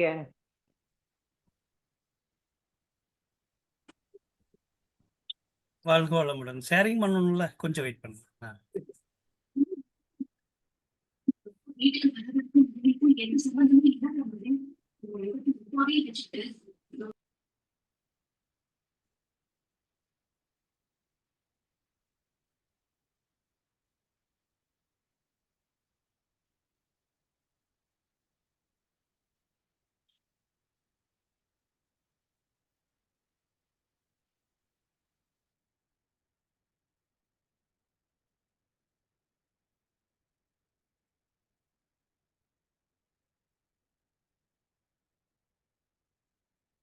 வாழ்க வளமுடன். டிஸ்பிளே தெரியுதாங்களா? தெரியுதுங்கய்யா. ஸ்டார்ட் பண்ணுங்க. ஓகேங்க. ஏன்னா இதுல கொஞ்சம் தான் இருக்கு. ரைட். என்னோட டைம் ஸ்டார்ட் நினைக்கிறேன். ஓகே. டைம் என்ன? வாழ்க. நம்ம வேதாத்திரிய அன்பர்கள் அனைவருக்கும், இதில் இருக்கக்கூடிய அத்தனை பேருக்கும், நம்முடைய அமைப்புல இருக்கக்கூடிய இந்த சுத்தவெளி பேரறிவு குழுவிற்கும் வாழ்க வளமுடன். மகரிஷியோட மிக முக்கியமான ஒரு தலைப்புல தொடக்கமே இதுதான் இருக்கு. இந்த அற்புதமான, அதாவது இதை வந்து நம்ம ஆழியார்ல நம்ம பிரசன்ட் பண்ணும்போது எப்படி இருக்கணுமோ அப்படி ஒரு ஃப்ரேம் தான் பண்ணியிருக்கேன். ஸோ இந்த அற்புதமான அவையில் கூடியிருக்கும் ஆராய்ச்சி குழுவிற்கும் அதை வழிநடத்தி கொண்டிருக்கும் அமைப்பாளருக்கும் பேராசிரியர் பெருமக்களுக்கும் இந்த இதை பிரசன்ட் பண்ற மாதிரி பண்றேன். சரி, பட் இப்போ நம்ம டைம் கம்மியா இருக்குன்னா முக்கியமா இந்த நோக்கம் வேதாத்திரி ஆன்மீக அறிவியல் பர்பஸ் ஆஃப் த ஸ்பீச்ல முக்கியமானது என்ன அப்படின்னு கேட்டா, அனைத்து வளங்கள் பெற்றிருந்தும் இந்த பூவுலகம் தெய்வங்களாலும் மதங்களாலும் தேசங்களாலும் வளங்கள் மற்றும் அரசியல் தந்திரங்களாலும் பிரித்து ஆளப்பட்டிருக்கிறது. மக்கள் வந்து பல விதத்துல துன்பத்துல இருக்காங்க. வேதாத்திரி மகரிஷியின் வாழ்வின் நோக்கமாக வளர்க்க மொழிக்கல்வி தொழிற்கல்வி மட்டுமல்லாமல் ஒழுக்க பழக்க கல்வியும் வேதாத்திரிய அறிவியல் கல்வி உலகம் தலை தோங்கும் பிரபஞ்ச மேடையில் உலக அமைதி தானாக அரங்கேறும் என்பதை இந்த உரையில் ஆராய்ச்சி நிறுவ முயற்சி பண்றேன். ஸோ ஃபர்ஸ்ட் உள்ளடக்கம் கண்டென்ட் என்ன அப்படின்னா, சுத்தவெளி என்று வேதாத்திரியத்தால் அறியப்படும் இறைவெளி ஃபர்ஸ்ட். செகண்ட், இறைவெளியே தன்மாற்றம் அடைந்த இறை துகள்கள். மூன்றாவது, இவற்றை உணரும் மனம் அல்லது அறிவு. இதுல மிக முக்கியமா கீழே உள்ள கொஞ்சம் கவனிச்சீங்கன்னா தெரியும். இது ஏற்கனவே ஒரு முறை டிஸ்பிளே பண்ணோம். அதாவது இந்த சுத்தவெளி, இருப்பு நிலை, மெய்யறிவு, தெய்வீகம், தன்மாற்றம், சதாசிவம், சத் நிலை, பீயிங். இது வந்து இத மொத்தம் இந்த சப்ஜெக்டோட கண்டென்ட் மொத்தமாவே இதுக்குள்ள இருந்துதான் இப்ப நம்ம பேசுறோம். ஸோ அடுத்ததுல அறிவியலுக்கு விஞ்ஞானத்துக்கு முன்னாடி, அதாவது இப்ப நம்முடைய வேதாத்திரிய இந்த சப்ஜெக்ட் ஆரம்பிக்கிறதுக்கு முந்தி ஒரு சின்ன புரிதல் வேணும். என்ன அப்படின்னு கேட்டீங்கன்னா, நம்முடைய இந்த பிரபஞ்சத்தை மகரிஷி 3 விதமாக பிரிக்கிறாங்க. ஏன்னா விஞ்ஞானம் 2 விதமாக பிரிக்கிறது, வேதாத்திரி 3 விதமா பிரிக்குது. அதுல முதல் விஷயம் இருப்பு நிலை, எந்த மாற்றமும் அடையாத எல்லையற்ற ஆதிநிலை. இயங்கும் நிலை, விண் துகள் மற்றும் ஐம்பூதங்களால் அவற்றால் கட்டப்பட்ட நட்சத்திரங்கள், கோள்கள் அனைத்தும் இருப்பு மண்டலத்திற்குள் பந்து போன்று இயங்கிக் கொண்டிருக்கும் ஒரு இயக்க மண்டலம். மூன்றாவது உணர்ச்சி நிலை, பிரபஞ்சத்தில் உள்ள கோள்கள் எந்த ஒன்றில் ஐம்பூதங்கள் கூடி ஒன்றுக்கு மற்றொன்று காத்தும் உதவியும் இருக்கிறதோ அங்குதான் உணர்ச்சியினுடைய உயிரினங்கள் வாழும். இந்த 3 இடத்தை வச்சு நாம இப்ப பேசுறோம். இந்த 3 தான் வேதாத்திரியத்துல இந்த சுத்தவெளியும் பேரறிவும் அப்படிங்கிற விஷயத்துல நாம ஃப்ரேம் பண்ணிக்கிட்டது. ஸோ நம்முடைய விஞ்ஞானம் என்ன சொல்லுது அப்படின்னு கேட்டா, விஞ்ஞானம் சொல்லும்போது அது முக்கியமா காணும் பிரபஞ்சம், ஆனா இயலாத பிரபஞ்சம். இப்ப கொஞ்ச நேரத்துக்கு முன்னாடி பேசுன மாதிரி அப்சர்வபிள் யூனிவர்ஸ், அன்அப்சர்வபிள் யூனிவர்ஸ் சொல்லக்கூடிய 2 நம்ம இந்த இடத்துல மெயின்டைன் பண்றாங்க. அதுலயும் முக்கியமா ஏன் அப்படின்னா, நமக்கு உள்ள ஒரு பெரிய பிரச்சனை இருந்துகிட்டே இருக்கு. நம்ம வெளி ஸ்பேஸ்ன்னு சொல்லும் போதெல்லாம் நாம என்ன எடுத்துக்கிட்டு இருக்கோம்னா, இந்த உள்ளுக்குள்ள இருக்கக்கூடிய பிரபஞ்சத்தை தான் பேசுறோம். ஆனா வேதாத்திரியம் பேசக்கூடிய வெளி அப்படிங்கிறது, சுத்தவெளி என்பது பியாண்ட் த லிமிட், இந்த 2 பிரபஞ்சத்திற்கும் தாண்டிய ஒரு பிரபஞ்சம். அதனாலதான் அது சதாசிவம்னு சொல்றாங்க மகர்ஷி. அதை வந்து சிவம்னு சொல்லும்போது இந்த காணும் பிரபஞ்சம், அதை உணரக்கூடியதா சக்தி சிவம்னு சொல்றாங்க. ஸோ அந்த அந்த புரிதலுக்காகத்தான் இந்த விஷயத்துல முக்கியமா. சரி, இப்ப சயின்ஸ் என்ன சொல்லுது? விஞ்ஞானம் 13.8 பில்லியன் ஆண்டுகளுக்கு முன்னாடி உள்ள பிக் பேங் தியரி மூலமாக உருவாச்சு. அப்படிப்பட்ட இந்த விஞ்ஞானம் என்ன சொல்லுது அப்படின்னா, இந்த பிரபஞ்சத்தோட எல்லையுமே நிர்ணயம் பண்ணுது. அதாவது தோராயமாக ஒரு 46.5 பில்லியன் ஆண்டுகள், ஒளி ஆண்டுகள் எல்லை கொண்டதாக அந்த பிரபஞ்சத்தை ஒரு கன்சிடர் பண்ணுது. அப்படி பண்ணும்போது அது என்ன சொல்லுது அப்படின்னு கேட்டா, ஒரு 5% தான் அந்த பிரபஞ்சம் இருக்கு, மீதி எல்லாம் டார்க் மேட்டர் இருக்கு. அது கூட மேட்டர் இல்ல. இப்ப நம்ம சொல்ல வர்றது என்னன்னா, காணும் பிரபஞ்சத்தை அவங்க டிசைட் பண்றாங்க, இவ்வளவுதான் அப்படின்னு. காண இயலாத பிரபஞ்சத்தை அவங்க எப்படி சொல்றாங்க அப்படின்னா, இந்த பிரபஞ்சமே ஒரு குமிழி, ஒரு ஒரு குமிழி பிரபஞ்சங்களுக்கு ஒன்றாக இருக்கிறதாகவும், அதுக்கு அப்புறம் அதாவது அந்த பிரபஞ்சத்தை தாண்டி, அதாவது நாம இருக்கக்கூடிய இந்த அப்சர்வபிள் யூனிவர்ஸை தாண்டி இருக்கிறது என்னன்னு கேட்டா, இவங்க என்ன சொல்றாங்கன்னா, அது இன்னொரு பிரபஞ்சத்தோட ஆரம்பமா இருக்கலாம், அல்லது ஒரு மல்டிவர்ஸா இருக்கலாம் அப்படிங்கிறாங்க. நம்ம வந்து எப்படி இருக்கும் நம்மளே புரிஞ்சுக்க வேண்டியது. ஸோ விஞ்ஞானம் சின்ன எல்லைகள் தான். அதனால வந்து நாம எப்போதும் வெளி என்ற வார்த்தைகள் பயன்படுத்தும் போது வேதாத்திரியத்துல பயன்படுத்துறதுக்கும் இங்க பயன்படுத்துறதுக்கும் நம்ம பிரபஞ்சத்துக்குள்ள பயன்படுத்துறதுக்காகத்தான் இந்த விஷயத்தை நம்ம எடுத்துக்கிட்டோம்.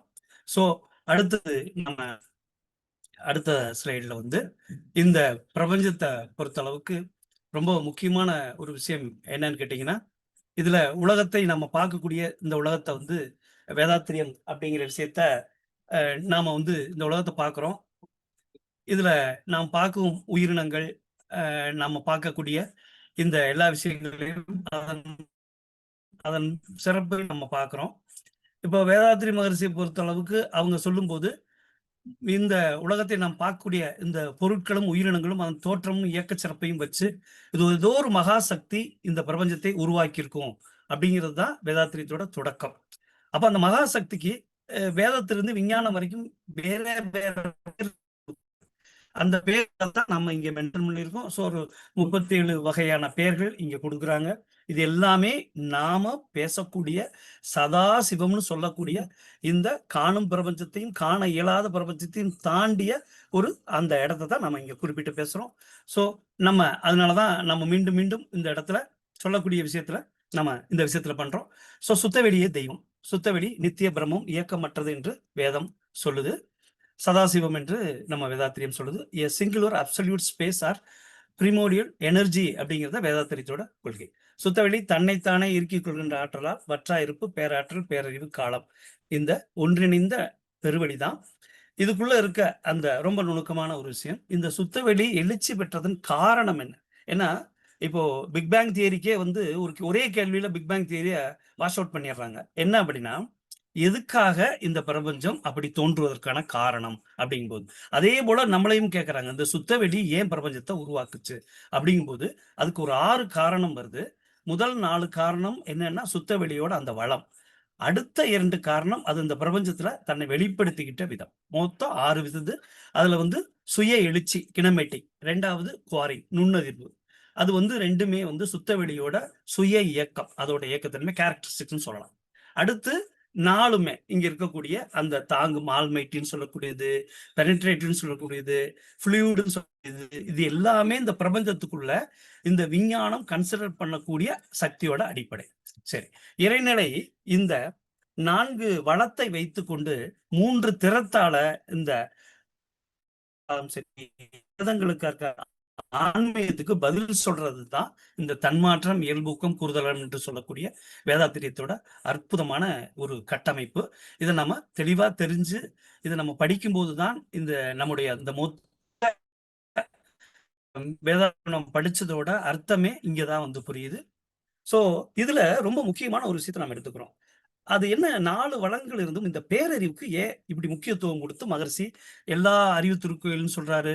ஏன் இதை வந்து இந்த 4 விதத்துல வற்றாயிருப்புன்னு சொல்லலாமே, பேராற்றல்னு சொல்லலாமே, ஏன் காலம்னு கூட சொல்லலாமே, ஏன் பேரறிவுக்கு இவ்வளவு முக்கியத்துவம் கொடுக்குறாரு மகரிஷி அப்படின்னா, ஒரு சிம்பிளான விஷயம் தான்.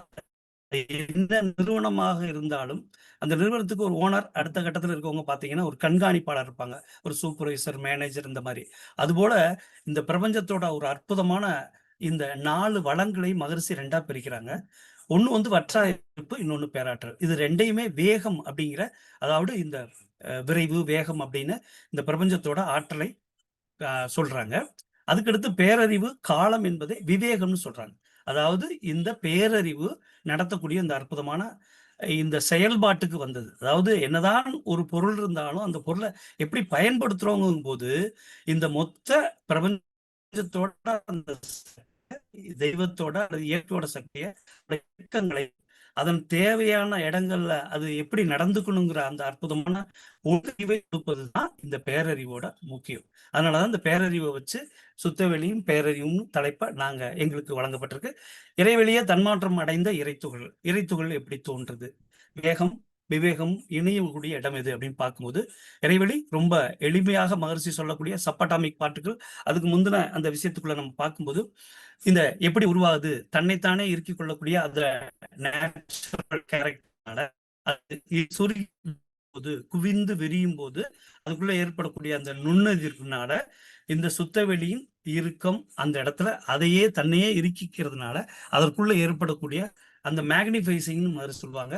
அந்த இடத்துல ஏற்படக்கூடிய முடிச்சுகள், அதாவது இந்த பிரபஞ்சத்துல எங்கெங்கெல்லாம் அந்த சொல்லுவாங்க, ஒரு கொடியில துணி காயப்படும் போது ஏற்படக்கூடிய அந்த கொடி முறுக்கு போல ஆங்காங்கே ஏற்படக்கூடிய அந்த திணிவுல மீண்டும் இந்த சூழ்ந்தெழுத்து மாற்றலால அது என்ன செய்யுது அப்படின்னா இந்த நுண்மின் பரமாணுங்கிற அமைப்பு தோன்றுது.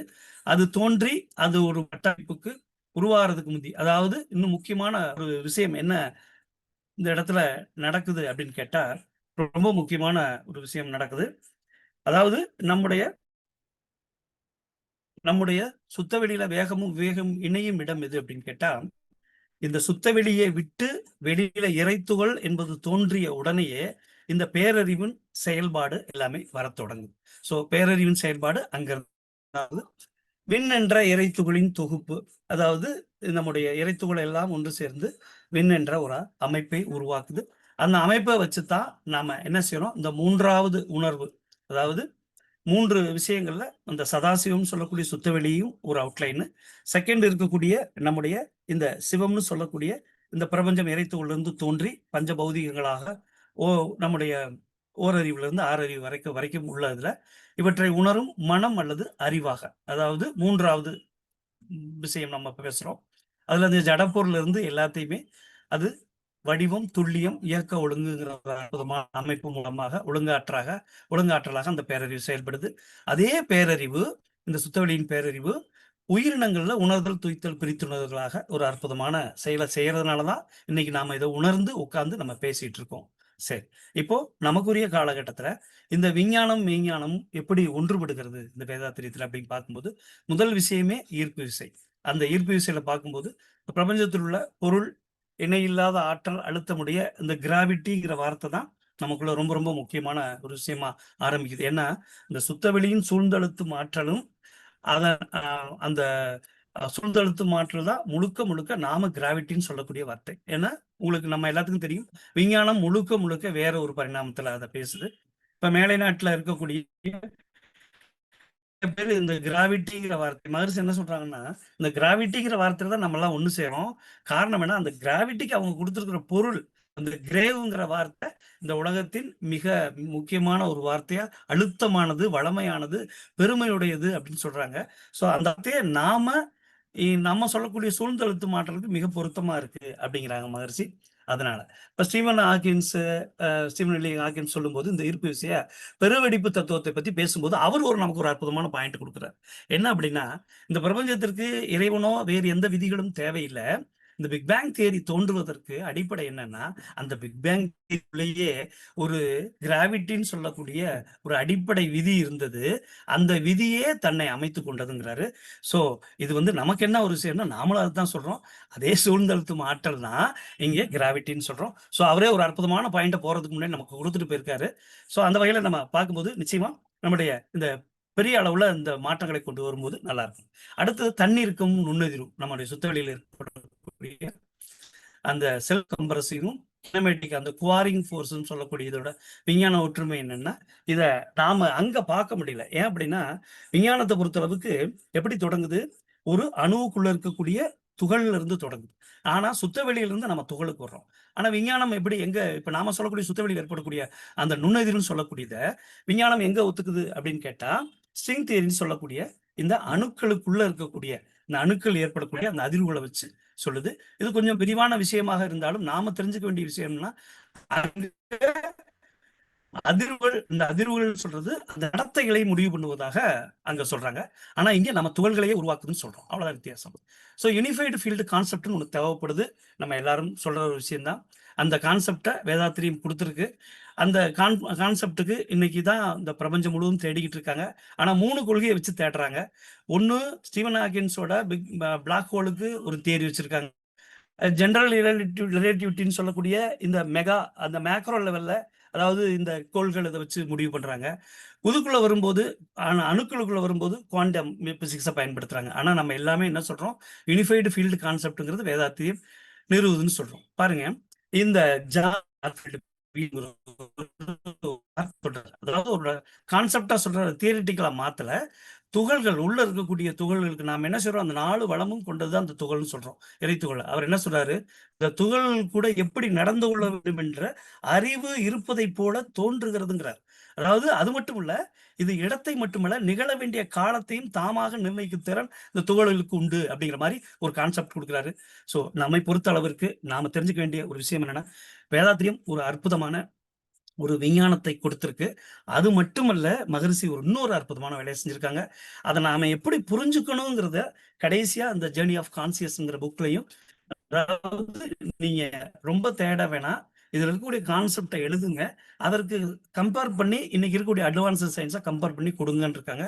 அந்த வகையில நானே இங்க 10% தான் கொடுத்துருக்கேன். இது எனக்கே திருப்தி அளிக்கல. இருந்தாலும் இதை இன்னும் சிறப்பாக கொண்டு போறதுக்கு மிக விரைவில் ரெடி பண்ணி அடுத்த வாரத்துக்கு அதுக்கு அடுத்த எங்களுடைய பொசிஷன்ல பேச ரெடியா இருக்கேன். வாழ்க வளமுடன்.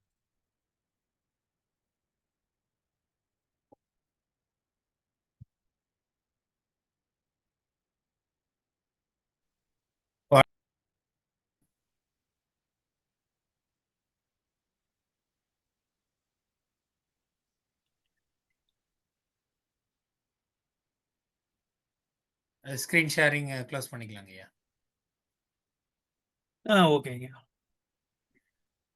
ஐயா. கிருஷ்ணமூர்த்தி ஐயாவுடைய உரைக்கு கருத்து சொல்லுங்க ஐயா. எல்லாரும் ஐயா வாழ்க வளமுடன். கிருஷ்ணமூர்த்தி நல்லா ப்ரெசன்டேஷன் ஐயா, நல்லா டீட்டெயிலாக கொடுத்தீங்க. 2-3 கிளாரிஃபிகேஷன் இருக்கு, கேட்கலாமா ஐயா? நல்லா விளக்குங்கய்யா, நல்லா இருக்கியா ஐயா? இந்த கிக்ஸ் ஃபீல்டு, குவாண்டம் ஃபீல்டு அப்படின்னு இப்போ சயின்ஸ் ஃபீல்டை ரிசர்ச் பண்ணிட்டு இருக்காங்க, ஸ்பேஸ் டைம் அப்படின்ட்டு. அது ரிலேட்டடா இப்போ ஸ்பேஸ் டைம்னு சொல்றாங்க, கிக்ஸ் ஃபீல்டுன்னு சொல்றாங்க, குவார்க் ஃபீல்டுன்னு சொல்றாங்க. ஒவ்வொன்றுக்கும் ஒரு ஃபீல்டு கொடுக்குறாங்கல்ல, அதுக்கும் சுத்தவெளிக்கும் ரிலேட் பண்ண முடியுமாயா அந்த ஸ்பேஸ் டயத்தையும் ஃபீல்டையும்? நிச்சயம் பண்ணலாங்கய்யா. ஆனா நாம எல்லாரும், அதாவது நான் தப்பு சொல்லல, தியாகராஜன் எல்லாரும் கைடு பண்ற ஒரு முக்கியமான விஷயத்துல நாம எல்லாரும் தப்பு பண்றது, சயின்ஸ்ல இருந்து வேதாத்திரியத்துக்கு வர்றோம். அது தப்பு. வேதாத்திரியத்திலிருந்து சயின்ஸுக்கு போனோம்னா இன்னும் நம்ம ஆழமா அதை நம்ம துகள்களை பத்தி மகரிஷி பேசியிருக்காங்க. அந்த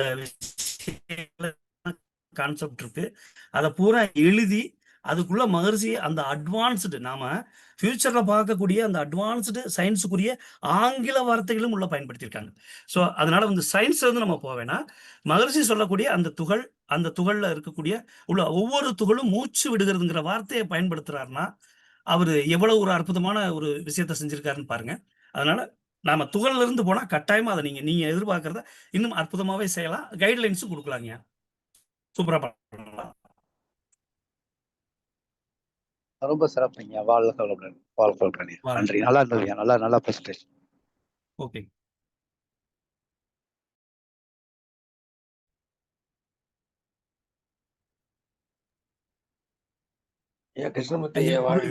வாழ்க வளமுடன். இப்பதான் கூப்பிடுறேன், கரெக்டா வந்துட்டாரு. மோதிர விரல் வேணுங்க கொட்டு வாங்குறதுக்கு. இல்ல, உங்ககிட்ட இன்னும் கொஞ்சம் எதிர்பார்த்தேன், இன்னும் கொஞ்சம் கூடுதலாவே எதிர்பார்த்தோம். நிச்சயமாங்க 10% தாங்க பண்ணிருக்கேன். நீங்க குறைச்சு கொடுத்திருக்கீங்க. இருந்தாலும் பரவாயில்ல. எனக்கு ஒரு சஜஷன் தான் அது. அந்த சதாசிவத்தோட மகரிஷி எங்கேயாவது பக்தியில சேர்த்ததுக்காக சொல்லியிருக்கலாம் ஒழிய, அதை பயன்படுத்துறது இது ஏற்கனவே ஆன்மீகத்துல சதாசிவம்னு குறிப்பிட்டிருக்காங்கன்னு நான் கொண்டு போங்க. மகிழ்ச்சியோட அதை சதாசிவத்தை சக்தி சிவத்தோட கம்பைன் பண்ணாதீங்க. ஏன்னா இது ஓகேங்க உலகம் பூரா போறது. இது உலகம் பூரா போறது. அதனால ஓகேங்க நம்ம அது முன்னாடியே கொடுத்துட்டாங்க, புதுசா கொடுக்கல. ஆமாங்க மகிழ்ச்சி எங்கேயாவது பேச்சுவாக்கில் எங்கேயாவது சொல்லும் பொழுது ஈக்குவல் பண்ணிருக்கலாம், ம் வேற ம் ஸ்பீச்சில் இருக்கலாம். ம் அதனால அந்த சதாசிவம்ங்கிற வார்த்தையை கொஞ்சம், ஏன்னா சயின்ஸோட எடுக்க போறோம், ம் நாளைக்கு இந்த கட்டுரைகள் உலகம் பூரா போறதுக்கு வாய்ப்பு இருக்கு. ம் ம் அப்ப நீங்க அதை பிரிச்சிருங்க. அதாவது முன்னாடி இருந்தவர்கள் இதை சதாசிவன் கொடுத்துருக்காங்கன்னு என்ன கொண்டு போங்க. மகிழ்ச்சி சரிங்க சதாசிவன் ஓகே கொடுக்குறாருன்னு வேணாங்கிறது என்னுடைய அபிப்பிராயம். ஓகேங்க ஓகே ஓகே நன்றி. ஆனா நாம என்னன்னா அவர் பயன்படுத்தின வார்த்தைகளை பயன்படுத்தும் போது அவர் ஆன்மீகம் அறிவியல் இந்த விஞ்ஞானம் இந்த ரெண்டுக்கும் பிரிட்ஜ் நாம வேதாத்திரியம் சொல்றதுனால நம்ம அந்த ஆன்மீகத்துல இருக்கக்கூடிய அந்த விஷயமே எடுத்துக்கணுமேன்னு எடுத்துக்கலாங்க விட்டுறலாம். இல்ல அது தப்பு இல்ல. நீங்க அதை கொடுக்கணும்னு விருப்பப்பட்டீங்கன்னா, ஏற்கனவே இது சதாசிவம்னு குறிப்பிட்டிருக்காங்க அப்படிங்கிறது கொஞ்சம் சரிங்க ஓகேங்க அது மாதிரி மென்ஷன் பண்ணிக்கங்க. சரிங்க சரி ஓகே. மீதி எல்லாமே நல்லா இருக்கு. கிருஷ்ணமூர்த்தி ஐயா, சொல்லுங்க. அதான் இப்ப நீங்க சொன்னீங்க, பேசும்போது சொன்னீங்க, அது என்னோட பேரை குறிப்பிட்டே சொன்னீங்க. நாங்க பண்ற ஆமாங்க மெத்தடாலஜி தப்பு அப்படின்னு சொன்னீங்க, அறிவியல் கொண்டு போறதுக்கு அப்படின்னு. நாங்க நீங்க பண்ணிட்டு உங்க இருக்கீங்க, மெத்தடாலஜி நீங்க எதிர்பார்க்கிற மாதிரி பண்றது இல்ல, நாங்க சொன்னீங்க. பண்ணிட்டு இருக்குன்னு சொன்னேன். இல்ல நீங்க இப்ப இது நம்ம அப்ரோச்சே தப்புன்னு சொன்னீங்க. அது எப்படி கரெக்ட் பண்றதுன்னு சொன்னீங்கன்னா, அதுவும் நம்ம தெரிஞ்சு பண்ணிக்கலாங்க ஐயா. இல்லைங்க, அதாவது மாணவர்களாக நாங்க ரெடி பண்றோம் பாத்தீங்களா, நாங்க நீங்க எதிர்பார்க்கிற மாதிரி பண்ணலங்கிறத சொல்றேன். என்ன அப்படின்னா மகரிஷி தத்துவத்துல இருந்து நம்ம போல டைரக்டா சயின்ஸ்ல இருந்து நம்ம போறதுனாலதான் பிரச்சனையே வருது, நம்மளால நிறைய விஷயம் கம்பேர் பண்ண முடியல அப்படிங்கிறத சொன்னேன். ஐயா, சயின்ஸ் கான்ஃபரன்ஸுக்கு வர்றவங்க ஆடியன்ஸுக்கு தான் நம்ம பிரசன்ட் பண்றோம். ஸோ வர்ற ஆடியன்ஸ் சயின்ஸ் தெரிஞ்சவங்க தான் வராங்க. அப்ப அவங்களுக்கு நம்ம எப்படி சொல்லணுமோ அந்த மாதிரி சொல்லணுங்கிறதா அப்ரோச். இப்ப அதுல ஏதாவது மாற்றம் இருந்தது, இல்ல வேற கருத்து இருந்ததுன்னா சொன்னீங்கன்னா எல்லாரும் திருத்திக்கலாம். இதுக்காக கேட்கிறேன். இல்லைங்க தியாக ஐயா, அவர் அப்படி வரல. சயின்ஸ்ல இருந்து நம்ம அங்க போறோம். அவர் சொன்னது வேதாத்திரியத்திலிருந்து சயின்ஸுக்கு வாங்கன்னு தான் சொன்னார். அப்படிதான் குறிப்பிட்டார். இல்ல வேதாத்திரியத்திலிருந்து தாங்க சயின்ஸுக்கு போறோம். யாருமே நம்ம முதல்ல ஸ்டார்ட் இல்ல பண்றதே அப்படிதான் வேதாத்திரிய விளக்கம், அவரு சொன்னது அப்புறம் என்னன்னா, அறிவியல் விளக்கம். நாங்க மாணவர்களாக இருக்கிறவங்க சயின்ஸ்ல இருந்து வேதாத்திரியத்தை பாக்குறோம், அது முறை இல்ல மாறணும் எனிவே அப்படின்னு. இது ரெக்கார்டிங் இருக்குங்கய்யா. அவர் சொன்னது பார்த்துக்கலாம். நம்ம அப்ரோச்சே தப்பு. நீங்க எல்லாம் பண்றது தப்பு அப்படின்னு தப்புன்னே சொன்னாரு. அப்ப இல்ல தப்புன்னா அது அது எப்படி சரிப்படுத்துறதுன்னு கேட்கிறேன். மாணவர்களை சொன்னாருங்க. அது ஓகே. மறுபடியும் போட்டு பாருங்க, எப்படி வருதுன்னு பாருங்க. ஓகே. ஏன்னா எனக்கு ஓகே. அந்த மாதிரி சொன்ன மாதிரி தெரியல. வாழ்க வளமுடனுங்க. எல்லாருமே ஃபர்ஸ்ட் வேதாத்திரியத்தை குறிப்பு எடுத்துட்டு அப்புறம்தான் அறிவியலுக்கு போக சொல்லி ஆரம்பத்துல இருந்தே எல்லாருமே வலியுறுத்தி சொல்லிட்டு இருக்காங்க ஐயா. வாழ்க வளமுடனுங்க ஐயா.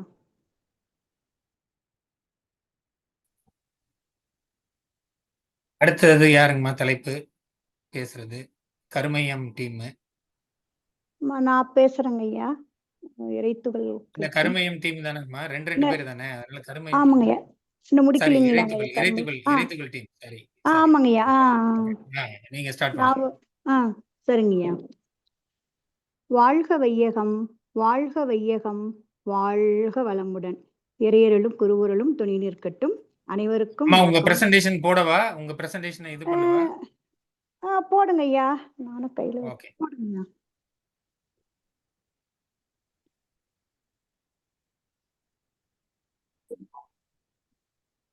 ஆய்வின் நோக்கம் வாழ்க வளமுடன். அனைவருக்கும் வாழ்க வளமுடன். சர்வதேச கருத்தரங்கில் எனது ஆய்வு இறைத்துகள் விண் அறிவு.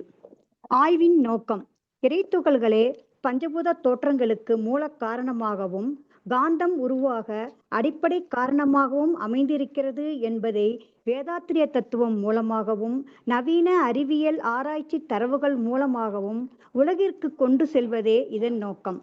முக்கிய உள்ளடக்கம் இறைநிலை, இறைத்துகள், ஹிக்ஸ் போசான் அறிவு. முக்கிய தேடல் ஹிக்ஸ் போசான். இது இறைநிலையின் அமைப்பு படம். அடுத்தது வேதாத்திரிய இறைநிலை விளக்கம். வேதாத்ரி மகரிஷி அவர்கள் இறைநிலை என்பது சுத்தவெளியே என்கிறார். இது நிலையான அமைப்பு, ஆனால் அணு முதல் அண்டம் வரை அனைத்தையும் இயங்க வைக்கும் ஆற்றல் பெற்றது. பற்றாயிருப்பு, பேராற்றல், பேரறிவு, காலம் எனும் ஒருங்கிணைந்த ஆற்றலுடையது. தோற்றப்பொருள்கள் அனைத்தும் இறைநிலையிலேயே தோன்றி வளர்ந்து இறைநிலையிலேயே முடிவுறுவதால் குறைவுபடாமலும் இருப்பு ஆற்றலாகவும் அனைத்தையும் தாங்குவதும் அனைத்துக்குள் ஊடுருவி இருப்பதும் தனக்குள் ஊடுருவ வைப்பதும் இப்பேராற்றலே. இதன் சிறப்பம்சம் தன்னிருக்க சூழ்ந்தழுத்தும் ஆற்றல். இந்த இருக்க ஆற்றலை எத்தகைய விளக்கும் ஆற்றலும் வெற்றி கொள்ள முடியாது. இதனால்தான் நாம் இப்பூமியை விட்டு தெரித்து விழாமல் காக்கப் பெறுகிறோம். இதன் விளைவு நுண்ணதிர்வு. இதனால் இறைநிலை தனக்குள்ளேயே நொறுங்கி கோடிக்கணக்கான நுண் துகள்களாக மாறுகிறது. இந்த இறைநிலையின் தெய்வத்தன்மையை உணர மட்டுமே முடியும், எடுத்துக்காட்ட முடியாது. வேதாத்திரிய இறைத்துகள் விளக்கம். இறைநிலை அடைந்த முதல் தன்மாற்றம் இறைத்துகள். இறைநிலையின் தன்னிருக்க ஆற்றலாலும் நுண் அதிர்வாலும் இறுகி நொறுங்கி துகள்களானது. இறைவெளியின் நுண்பகுதியாகவும் அதுவே நொறுங்கி துகள்களானதால் இறைத்துகள் என்றும் பெயர் பெறுகிறது. இறைத்துகள்களின் மத்தியில் சுத்தவெளியே அமைந்துள்ளது. சுத்தவெளியின் சூழ்ந்தழுத்தும் ஆற்றலால் சுழற்சி வேகம் கொண்ட இறைத்துகள்கள் காலத்தால் வேகம் குறைந்து ஒன்று கூடி விண்ணாக மாறுகிறது.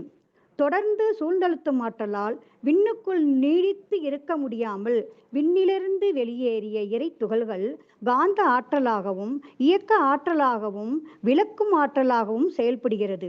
மேலும் தொடர் அழுத்தத்தால் வேகம் குறைந்து பூஜ்ஜியமாகி இறைநிலையாக மாறிவிடுகிறது.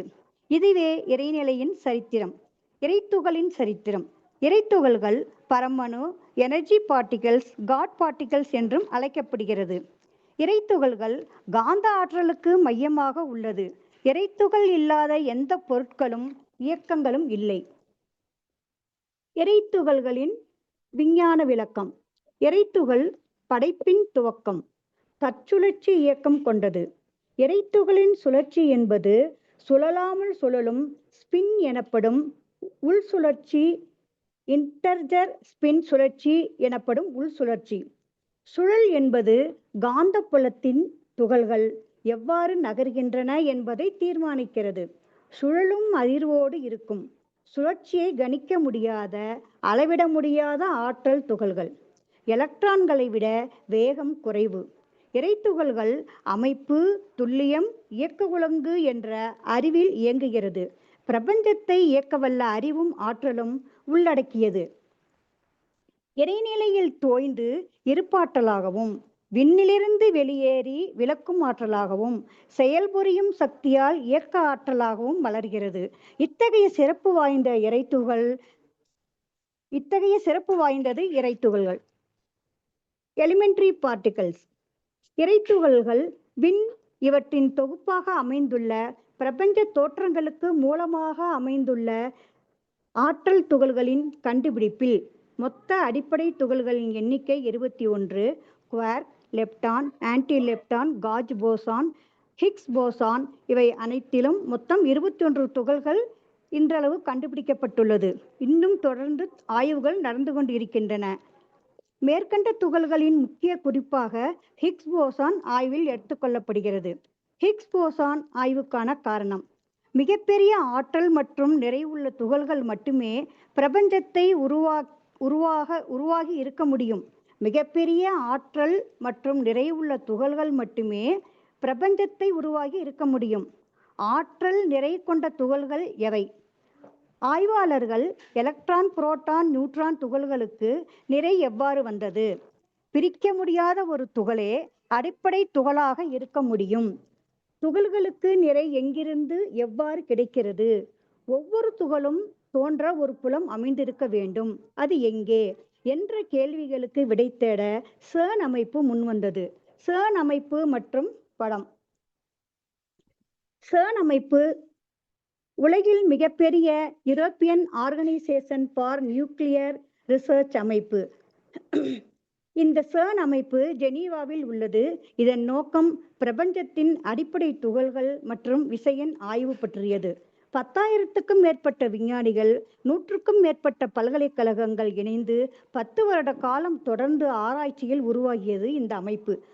ஃபெர்மியான் அமைப்பில் எலக்ட்ரான், புரோட்டான், நியூட்ரான் துகள்களுக்கு நிறை எவ்வாறு வந்தது, இதற்கு ஒரு புலம் காரணமாக இருக்க முடியும் என்ற ஆய்வில் 1964 பீட்டர் ஹிக்ஸ் தன் கருத்தை முன்வைத்தார். 2012 பழைய ஆய்வின் தொடராக LHC என்ற ஹேட்ரான் கொலைடர் மூலமாக இந்த உலகிலேயே மிகப்பெரிய கொலைடர் அந்த இயந்திரத்தின் உதவியுடன் ஃபண்டமெண்டல் பார்ட்டிகிள்ஸ் போசான் துகள்களை பற்றி முதலில் விளக்கி உறுதிப்படுத்தியவர் NS போஸ், இந்தியாவை சேர்ந்தவர். இந்த சிறப்பான ஆய்விற்கு பெருமை சேர்க்கும் வகையில் பீட்டர் ஹிக்ஸ் மற்றும் NS போஸ் இவர்களின் பெயரை ஹிக்ஸ் போசான் துகள்கள் என்று பெயரிட்டனர். 2017 இந்தியா இந்த அமைப்பின் உறுப்பினராக இணைந்தது. புரோட்டான் தேர்வு. கேள்வி: ஹிக்ஸ் போசான் கண்டுபிடிப்புக்கு புரோட்டானை ஏன் தேர்வு செய்தனர்? இங்கு இருக்கிற அமைப்பு வந்து LHC கொலைடர் ஆற்றல் மின்கலம், அதனுடைய அமைப்பு. ஏன் தேர்வு செஞ்சாங்க அப்படின்னா, எலக்ட்ரான்களை உடைக்க முடியாது. புரோட்டானில் நிறையும் வேகமும் வெப்பமும் மின் சுமையும் அதிகம். எனவே சிறந்த மோதும் துகளாக புரோட்டானை தேர்வு செய்தனர். இப்படத்தில் உள்ள அணுக்கலன் அணுக்களை பிரித்தெடுக்கும் ஆற்றல் மிக்க இயந்திரம். இதன் செயல்பாடு புரோட்டானின் வேகம் 60,000 மீட்டர்/செகண்ட். ஒளியின் வேகத்தை விட 1 மீட்டர்/செகண்ட் தான் குறைவு. ஒளியின் வேகத்திற்கு மிக அருகில் இத்தகைய ஆற்றலுடைய புரோட்டான் கணைகளை எதிரெதிரே மோதவிட்டு மிக வேகமாக விரைவாக்கப்படுகின்றன. அந்த மோதலில் உண்டாகும் சிறிய துகள்களை பதிவு செய்து ஆய்வு செய்கிறார்கள். இவ்வாறு ஆய்வுகள் மேற்கொள்ளப்படுகிறது. கீழ்கொண்ட படத்துல முதல் படத்தில் துகள்கள் மோதலை காமிச்சிருக்காங்க. இரண்டாம் படத்துல ஆய்வின் முடிவில் ஹிக்ஸ் போசான் துகள்கள் எவ்வாறு வெளிப்படுகிறது என்று அமைப்பாக கூறப்பட்டிருக்கிறது. இந்த படத்தில் அடுத்த படத்துல அமைஞ்சிருக்கிறது ஹிக்ஸ் போசான் அணு அமைப்பு. அதுக்குள்ள இருக்கிறது எலக்ட்ரான் துகள்கள் அந்த வட்டத்தில் ஓடிட்டு இருக்கிறது. அடுத்த வட்டத்துல நியூக்ளியஸ் இருக்கு. நியூக்ளியஸ்க்குள்ள இருக்கிறது நியூட்ரான், புரோட்டான், குவார்க்குகளால் ஆனது. அதற்கும் உள்ள இருக்கிற அமைப்பு தான் ஹிக்ஸ் போசான் துகள்கள். இரண்டாவது படம் ஹிக்ஸ் போசான் அதனுடைய கூட்டு பகுதிகள் quark, lepton, gauge boson, Higgs boson ஆகியவனுடைய கூட்டு தொகுப்புகளை பற்றி குறிப்பிடப்பட்டிருக்கிறது. இந்த ஸ்லைட்ல 21 துகள்கள் கண்டுபிடிப்புகளை பார்த்தோம். மேல ஸ்லைட்ல 21 துகள்களுடைய கண்டுபிடிப்புகளை பார்த்தோம். அதன் பண்புகள் கீழே கொடுக்கப்பட்டிருக்கிறது. ஒவ்வொரு துகள்களுக்கும் தனிப்பட்ட சிறப்பு பண்புகள் அமைந்திருக்கிறது. குறிப்பாக ஹிக்ஸ் போசான் எடையை வழங்கும் துகளாக அமைந்திருக்கிறது. இந்த படத்திலையும் ஆராய்ச்சி முடிவுகள் விரிவாக படத்தின் மூலம் விளக்கப்பட்டிருக்கிறது. மியூசான் மொத்தமா காமிச்சிருக்குது இந்த படத்துல. மாலிகுல்ஸ் இருக்கு, அதுக்குள்ள ஆட்டம்ஸ், அதுக்குள்ள நியூக்ளியஸ், அதுக்குள்ள புரோட்டான், அப்புறம் புரோட்டான் மோதல், அப்புறம் ஹிக்ஸ் போசான் வெளிவர ஆய்வுடைய இறுதி கட்டமா குறிப்பிட்டிருக்காங்க. அப்புறம் இப்ப இந்த ஆய்வினுடைய முடிவின் விளக்கம். இப்ப ஹிக்ஸ் போசான் வந்து ஆய்வு LHCல ஆராய்ச்சி முடிவுல விளக்கம் என்ன? அது அறிவியல் ஆய்வு. புரோட்டான் கணைகளின் மோதலில் ஹிக்ஸ் துகள்கள் வெளிப்பட்ட உடனே மறைந்து வேறு 2 துகள்களாக மாறுகிறது. WZ நிறைவுள்ளதாக மாறுகின்றது. துகள்களில் தோற்றம் மறைவு என்பது அதன் ஆற்றல் பரிமாற்றத்துடன் இணைந்திருக்கும் அளவிலான தகவல்கள் நிகழும். அதுல மறைந்த துகள்கள் பூஜ்ய சுழற்சி கொண்டது. அதுவே ஹிக்ஸ் புலம் என உறுதி செய்தனர். W மற்றும் Z துகள்களுக்கு நிறை கிடைப்பதையும் உறுதி செய்தது. நிறை மற்றும் ஆற்றல் இருந்தால் மட்டும் துகள்கள் அணுவாக மாற முடியும். ஹிக்ஸ் துகள் ஃபெர்மியான்களுக்கு நிறையளிக்க பொறிமுறைகளை விரிவுபடுத்துகிறது. நிறையற்ற துகள்கள் ஹிக்ஸ் புலத்துடன் தொடர்பு கொள்வதன் மூலம் அவற்றின் நிறையை பெறுகின்றன. துகள்களின் தொடர்புக்கு ஏற்ப நிறை அமைகிறது. ஆய்வு முடிவின் விளக்கம் பொது ஆய்வு. ஹிக்ஸ் என்பது ஹிக்ஸ் ஃபீல்டை குறிக்கும். கடல் போன்றது. இது ஒரு துகள்தான். ஹிக்ஸ் போசான் இதில் ஒரு அந்த ஹிக்ஸ் போசான் ஃபீல்டில் இருக்கக்கூடிய ஒரு துகள் தான் ஹிக்ஸ் போசான் துகள். ஹிக்ஸ் போசான் துகள்கள் மற்ற துகள்களுக்கு நிறை கொடுப்பதாலேயே நாம் தற்போது கண்டு ரசித்து கொண்டிருக்கும் பிரபஞ்ச பொருட்கள் அனைத்தும். ஹிக்ஸ் ஃபீல்ட் என்பது பிரபஞ்சம் முழுவதும் பரவி இருக்கும் ஒரு களம் மற்றும் அதிர்வு. மாஸ் அப்படின்னு எடுத்துக்கிட்டா இதனுடைய மாஸ் 125 ஜிகா எலக்ட்ரான் வோல்ட் கொண்டவை. ஹிக்ஸ் களத்துடன் தொடர்பு கொள்ளும் துகள்கள் நிறையை பெற்றுக்கொள்கின்றன. இதனாலேயே எடை உடைய நாமும் நாம் காண்கின்ற பிரபஞ்சமும்.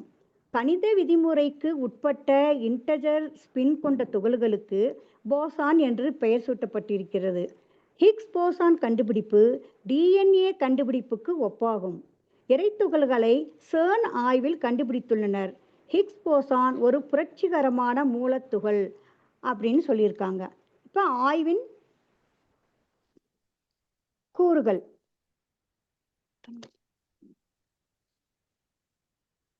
ஆய்வின் நன்மைகள். இப்ப ஆய்வுகளை பத்தி பார்த்தோம். இந்த ஹிக்ஸ் போசான் ஆய்வு பண்றதுனால என்னென்ன நன்மைகள்? ஹிக்ஸ் போசான் தொடர்புகளால் இருண்ட பொருள் மற்றும் புதிய துகள்களை கண்டுபிடிக்க முடியும். நாம் தொடர்பு கொள்ளும் அனைத்திற்கும் நிறை உண்டு என்ற பதிவின் ஒரு பகுதியாக உள்ளது. பிரபஞ்சம் எவ்வாறு உருவானது என்பது பற்றிய நமது இயற்கையான மனித ஆர்வத்தை மேலும் தூண்டுகிறது. விண்வெளி ஆய்வுகளுக்கு வழிகாட்டியாக இருக்கிறது இந்த ஹிக்ஸ் போசானுடைய ஆய்வு. இறைத்துகளுக்கும் ஹிக்ஸ் போசானுக்கும் கம்பாரிசன்ஸ்.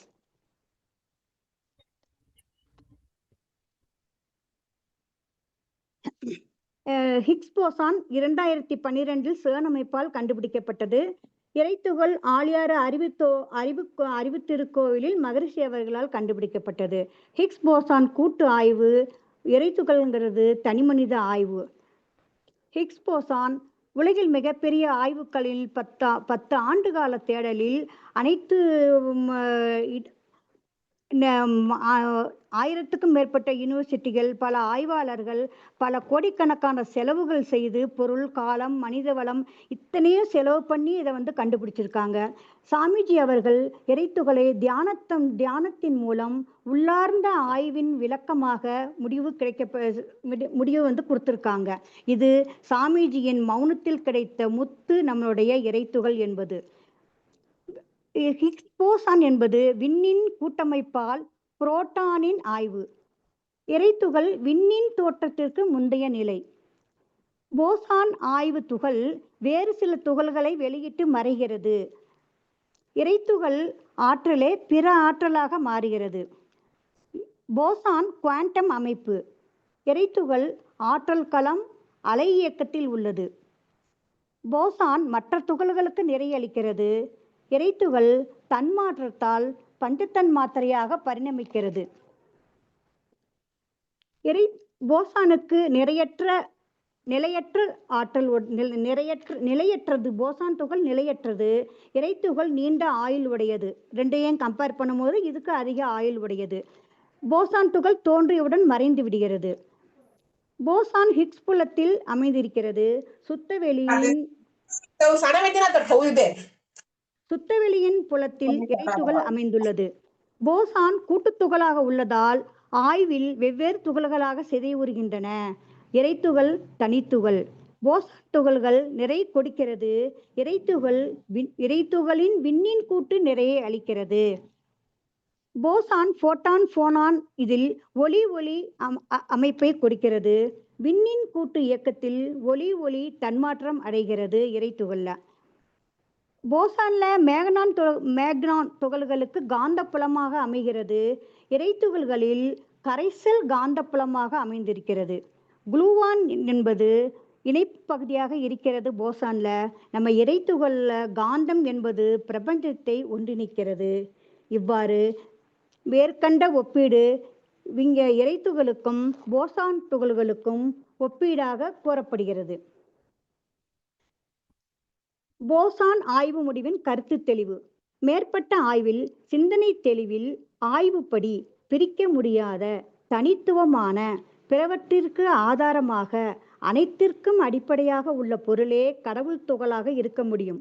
ஆனால் விஞ்ஞானிகளின் ஹிக்ஸ் போசான் ஒரு கடவுள் துகள், காட் பார்ட்டிகிள்ஸ் என்ற வரையறுப்பில் கடவுள் தன்மை அறிய படிகட்டாக இருக்க முடியுமே தவிர கடவுள் துகள்தான் என்ற கூற்றுக்கு ஏற்றதாக கூற முடியாது. பிரபஞ்ச தோற்றத்திற்கு முதன்மை காரணமாகவும் இருக்க முடியாது. ஹிக்ஸ் போசான் அமைப்புக்கு முன்னதாக தோன்றிய வேதாத்திரிய கண்டுபிடிப்பின் இறைத்துகளின் இயக்க ஆற்றலே விண்ணின் பரிணாமத்தில் பிரபஞ்ச தோற்றலாக மலர்ந்து உள்ளது என்பதை இறைத்துகளின் சிறப்பை பெருமை மிக்கதாக கூற முடியும். மேற்கொண்ட ஆய்வின் சமுதாயத்துக்கு நாம் தெரிவிப்பது என்னவென்றால், இறைநிலையின் தன்மாற்றமான இறைத்துகள்கள் காந்தம், அறிவு என்ற வரிசையில் சிந்தித்தால், விஞ்ஞானத்தின் மூலம் உணர்ந்து கொண்டால், நாம் பக்தி யோகத்தில் தேடிக்கொண்டிருக்கும் உண்மை தெய்வத்தன்மையை ஞான யோகத்தில் உணர முடியும் என்று கூறுகிறது வேதாத்திரியம். மேலும் ஒவ்வொரு வேதாத்திரிய சிந்தனையாளர்களும் மாணவர்களும் விஞ்ஞானிகளும் தியானத்தின் மூலமாக மட்டுமே பெறக்கூடிய மிக எளிமையான வேதாத்திரிய வழியில் அடிப்படை துகள்களின் ஆய்வை அறிய பெற்றால் மகரிஷியின் வேதாத்திரியம் ஒரு விடிவெள்ளியாக உலகிற்கு அமையும். பாடத்திட்டங்கள் மூலமும் பயிற்சியின் மூலமும் சிந்தனையாளர்கள் துணை கொண்டு சிறப்பான வழியில் வழிநடத்த முடியும். மேலும் சமுதாய மக்களும் இதை உணர்ந்து கொண்டால் இறைத்தன்மையோடு அன்பும் கருணையுமாய் விழிப்புணர்வோடு துன்பங்கள் நீங்கி இன்புற்று வாழ முடியும் என்பதே சமுதாயத்திற்கு விளக்கும் செய்தி. வேதாத்திரிய பேராசிரியர்களும் மாணவர்களும் ஒவ்வொரு துகள்வின் ஆய்வு பற்றி உலகத்திற்கு எடுத்து செல்ல வேதாத்திரியம் என்றென்றும் கை கொடுக்கும். உள்ளுணர்வு அவ்வளவுதாங்க ஐயா. ஒரே ஒரு பாயிண்ட் தாங்க ஐயா. விஞ்ஞானத்தின் மூலம் பிரபஞ்ச இயக்கத்தை அறிந்து கொண்டால் சமுதாய மக்கள் இடையே அஞ்ஞானம் நீங்கி உண்மை அறிவு மேம்படும். இதுதான் சிக்கலுங்க, வேற ஒன்றில் முடிச்சுக்கிறேங்க ஐயா. முடிவுரை. மேற்கண்ட இந்த உரையின் மூலம் இறைநிலையின் தன்மாற்ற இறைத்துகள் மூலம் பிரபஞ்சத்தில் உயிரினங்கள் வரை அனைத்து இயக்கத்திற்கும் மூலக்கூறாக விளங்குவது இறைத்துகளே என்பது என் ஆழமான கருத்து. வாழ்க வளமுடன். அனைவருக்கும் நன்றி. வாழ்க வளமுடன் ஐயா. அவசரமா முடிச்சுட்டேன். வாழ்க வளமுடன். ரொம்ப சிறப்பா இருந்ததுமா. நன்றிங்க ஐயா. ஹிக்ஸ் போசான் பத்தி பேசும் பொழுது போஸ் அப்படிங்கிறவருக்கும் ஐன்ஸ்டீனுக்கும் தொடர்பு இருக்கு. அதை கொஞ்சம் கொண்டு வாங்க. ஏன்னா போஸ் வந்து உலகத்துக்கு கொண்டு போனதே ஐன்ஸ்டீன் தான். அது வந்து போஸ் வந்து நம்மளுடைய ஹிக்ஸ் போசான் ஃபீல்டு இருக்குல்ல, கிக் ஃபீல்டு, அது வந்து இந்த கைனமெட்டிக் கொரிங் ஃபோர்ஸ்ன்னு இந்த நாத பிரபஞ்சம்னு சொல்லுவாங்க சமஸ்கிருதத்துல, அதாவது ஆன்மீகத்துல, வேதத்துல. அது வந்து நம்ம பொருள் பிரபஞ்சத்துக்கு முன்னாடி உள்ளது. அதுல இருந்துதான் அவர் போஸ் எடுத்து இந்த சயின்ஸுக்கு கொண்டு போனாருங்க. ஐன்ஸ்டீனும் போஸும் சேர்ந்துதான் குவாண்டம் பிசிக்ஸ்க்கு ஆரம்ப புள்ளி அவங்க தான். அத கூட ஐன்ஸ்டீன் வந்து இந்தியாவில இருந்து அந்த நாத பேர் வச்சிருக்காங்க. ஆமா, அந்த நாத பிரபஞ்சம்ங்கிறது இந்த புரி ஜெகநாதர் இது மாதிரி எல்லாம் வருது இல்ல, அது பழசு. 5000 வருஷத்துக்கு முன்னாடியே அந்த யூனிவர்சல் மேக்னட்டிசத்தை சொல்லியிருக்காங்க, ஹிக்ஸ் ஃபீல்ட் எல்லாம் சொல்லியிருக்காங்க. அதுல இருந்து இவர் இந்தியாவில இருந்து கொண்டு போயிருக்காரு. அதை ஐன்ஸ்டீன் ஏத்துக்கிட்டாரு. அதையும் கொஞ்சம் கொண்டு வர முடியுமான்னு பாருங்க. வாழ்க்கை வள முடியும். ஏன்னா நம்மளுடைய இந்திய மரபுலயே 5000 வருஷத்துக்கு முன்னாடியே அந்த இதை சொல்லியிருக்காங்க. பொருள் பிரபஞ்சத்துக்கு முன்னாடி அந்த யூனிவர்சல் மேக்னட்டிசம் நாத பிரபஞ்சம் இருக்குன்ட்டு. அதையும் கொஞ்சம் இருந்தா பாருங்கம்மா. வாழ்க்கை வளமுடன். சரிங்க சரிங்க. நன்றிங்க. வாழ்க வளமுடன். வாழ்க வளமுடன்மா. வாழ்க வளமுடன்மா. அம்மா, உங்க சரக்கு ரொம்ப நல்லா இருந்தது, அழகா பிரசன்ட் பண்ணீங்க. பட் 90% அந்த எழுதி வச்சு படிக்கிறதுங்கிறது பளிச்சுன்னு தெரியுதுமா. இப்ப இந்த சொல்லிட்டாங்க அப்படிங்களா, சொல்லி இருக்கிறார்கள்னு சொன்னீங்கன்னா எழுதி வச்சது படிக்கிற மாதிரி இருக்கு. நீங்க எழுதி வச்சு படிக்க தெரியற மாதிரி பேசுவீங்கன்னு நான் எதிர்பார்க்கல. நேற்று வந்து மாணிக் வாசகம் ஐயா சொன்னார் இல்லையா, நீங்க இது கண்ணாடி முன்னாடி பேசுங்க, கைய கால ஆக்ஷன் காட்டி பேசுங்க, எழுதி வச்சு படிக்கிற மாதிரி இது பண்ணாதீங்க. அங்க போய் நீங்க எல்லாரும் முன்னாடியும் எழுதி வச்சதை பார்க்க போறது இல்ல, கீழே ஏதாவது வச்சுக்க போறீங்க அப்படின்னு ஐயா வந்து உங்களை சொல்லல, அது பொதுவா எல்லாருக்கும் கொடுத்தாரு. நீங்க கொஞ்சம் அதை ஃபாலோ பண்ணிடுங்கம்மா. ஏன்னா நான் ஆடியன்ஸா இப்போ உட்காந்து உங்களோட கேட்டேன். நன்றிம்மா. சரிங்கம்மா. சின்ன திருத்திக்கிறேங்கம்மா. அதை கொஞ்சம் பிராக்டிஸ் பண்ணிக்கிறேங்கம்மா. அது மாதிரி கரெக்ட். ஏன்னா உங்களுக்கு ரொம்ப அழகா இருக்கு, ஸ்பீச் எக்ஸலண்டா இருக்கு. அது இந்த இதனால டிராபேக் மாதிரி இருக்க வேண்டாம். அதுதான். வாழ்க வளமுடன்மா. வாழ்க வளமுடன். நன்றிங்கம்மா. வாழ்க வளமுடன். ஓகேம்மா.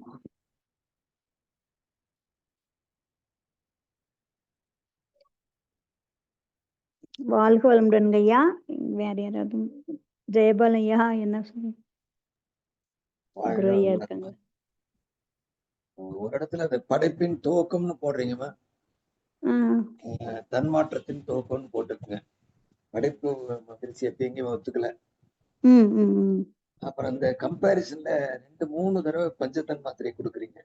அப்படிங்களாங்க ஐயா? இறைத்துகள் தான் காலங்காலமா இருக்கு. விண்ணான பிற்பாடு தான் அந்த காந்தம் புலமே நமக்கு வருது. அதுக்கு பின்னாடிதான் பஞ்சத்தன் மாத்திரை அடையுது. விண்ணுக்கு அப்புறம் தான் பஞ்சத்தன் மாத்திரை கான்செப்டே வரும். சரிங்க ஐயா. இது இறைத்துகள் விண்ணா மாறின பிற்பாடு தான் அந்த பஞ்சத்தன் மாத்திரை கான்செப்ட். கம்பேரிசன் கொடுக்கும் பொழுது எக்ஸ்போஸ் கொடுக்குறீங்க. வேதாத்திரியம் சொல்லுகிற இறைத்துகள் இதை விட சிறியதுன்னு கன்க்ளூஷன்ல கொடுத்துட்டீங்க. அதுல கொண்டு வரும்பொழுது வேதாத்திரியம் சொல்லுகிற இறைத்துகள் இதை விட சிறியது அப்படின்னு ஒரு கான்செப்ட் சேர்த்து கம்பேரிசன் கொடுக்கும். இன்னொரு சொல்லுங்க. வேதாத்திரிய இறைத்துகள் ஹிக்ஸ் போசானை கம்பேர் பண்றீங்களா ஸ்லைட்ல? ஆமாங்க ஐயா. அந்த கம்பேரிசன்ல வேதாத்திரியம் சொல்லுகிற இறைத்துகள் இதை விட சிறியது. ஹிக்ஸ் போசான் ஈக்குவலா வைக்காதீங்கங்கறேன். கன்க்ளூஷன் சொல்லிட்டீங்க. கம்பேரிசன்ல அது வரல. அப்படி மாத்திட்டு கொஞ்சம் இருக்கும். அந்த ஸ்லைட்ல சில பிழை அதுல பகுக்க முடியாத தன்மையுடையதுங்கிறது பழுக்க முடியாத நன்மை. அதெல்லாம் ஸ்பெல்லிங் மிஸ்டேக்ங்க ஐயா. அது கொஞ்சம் கரெக்ஷன் பண்ணணுங்க ஐயா. கொஞ்சம் கரெக்ஷன்ஸ் இருக்குங்க ஐயா அதுல. ஓகே அம்மா வாழ்க வளமுடன். அப்புறம் இந்த ஸ்பேஸ் டைம் பேப்பரிக்கும் கிக்ஸ் ஃபீல்டும் ரிலேட்டிவ் இருக்குமா? கொஞ்சம் அதையும் பாருங்க. ஐன்ஸ்டீனுக்கும் போஸ்ட்க்கும் தொடர்பு இருக்கு. ஐன்ஸ்டீன் ஸ்பேஸ் டைம் பேப்பரிக்னு சொல்றாரு. அதை கிக்ஸ் ஃபீல்டுன்னு நம்ம இந்தியாவில இருந்து கொண்டு போயிருக்காரு அந்த போஸ் அண்ட் கிக்ஸ். அதையும் கொஞ்சம் பாருங்க. ஏன்னா ரெண்டுமே குவாண்டம் பிசிக்ஸ் இறைநிலையை நோக்கி நெருங்கிட்டு இருக்குன்னு அர்த்தம். அவங்க பேப்பரிக்க நெருங்கிட்டாங்க, ஸ்பேஸ் டைம் வந்துட்டாங்க அவங்க. அதையும் கொஞ்சம் கம்பேர் பண்ணி பாருங்க. வாழ்க வளமுடன். சரிங்க, நன்றிங்கய்யா. குரு ஐயா இருக்காங்களா? தியாகராஜன் ஐயா ஒரு சந்தேகம் கேட்கலாங்களா? அம்மாவோட ஸ்பீச் சம்பந்தமா இல்ல, இந்த இறைத்துகள் சம்பந்தமா. இறைத்துகளை எலக்ட்ரானுக்கு கம்பேர் பண்ண முடியுமா? ஏன்னா எலக்ட்ரானை இன்னும் உடைக்க முடியலன்னு சொல்றாங்க. அதோட குவாண்டம் இது டனலிங்ல எலக்ட்ரான் பாஸ் ஆகுது. ஸோ பாய்ம பொருள் மாதிரி இருக்கு அப்படின்னு சொல்றாங்க. அப்ப இறைத்துகளை நம்ம எலக்ட்ரானுக்கு கம்பேர் பண்ணலாம் இல்லையா?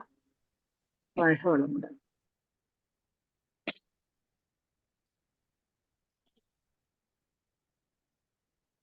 உங்ககிட்ட தான் கேட்டிருக்காங்கம்மா, பதில் சொல்றேங்கம்மா. எலக்ட்ரானுக்கு இறைத்துகளுக்கு கம்பேர் பண்ண முடியாதுங்கம்மா. எலக்ட்ரான் உடைக்க முடியாது. அதனால ஹிக்ஸ் போன் அவங்க ஆய்வுக்கு எடுத்துக்கல.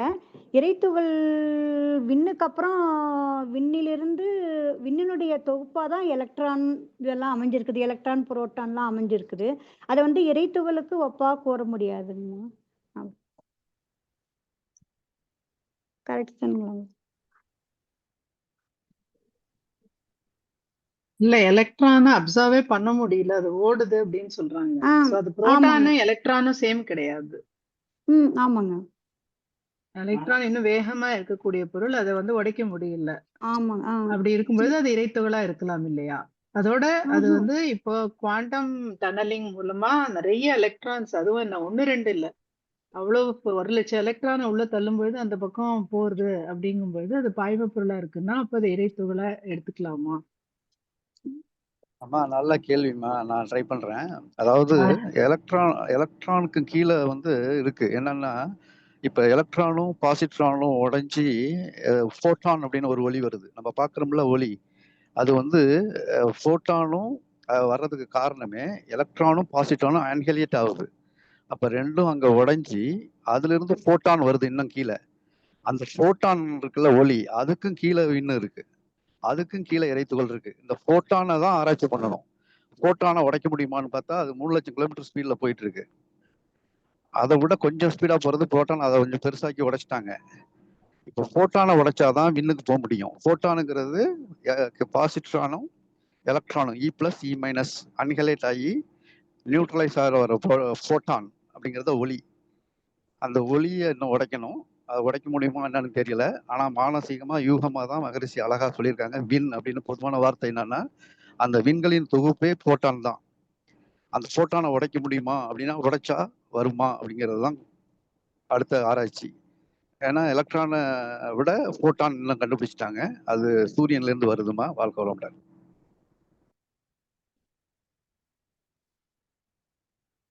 நன்றிங்கய்யா. வாழ்க்கை வளமுடன். நேத்தி நீங்க தான் சொன்னீங்கன்னு நினைக்கிறேன். எலக்ட்ரான் குவார்க் இன்னும் உடைக்கல அப்படின்னு சொல்லிட்டு அதை வச்சுதான் அந்த கேள்வி கேட்டேன். ஆமா ஆமா ஆமா ஓகேங்கய்யா. அதுக்குதான் வாழ்க்கை கேட்டீங்கன்னு தெரியுது. வளமுடன். குவார்க் என்ன உடைக்கல.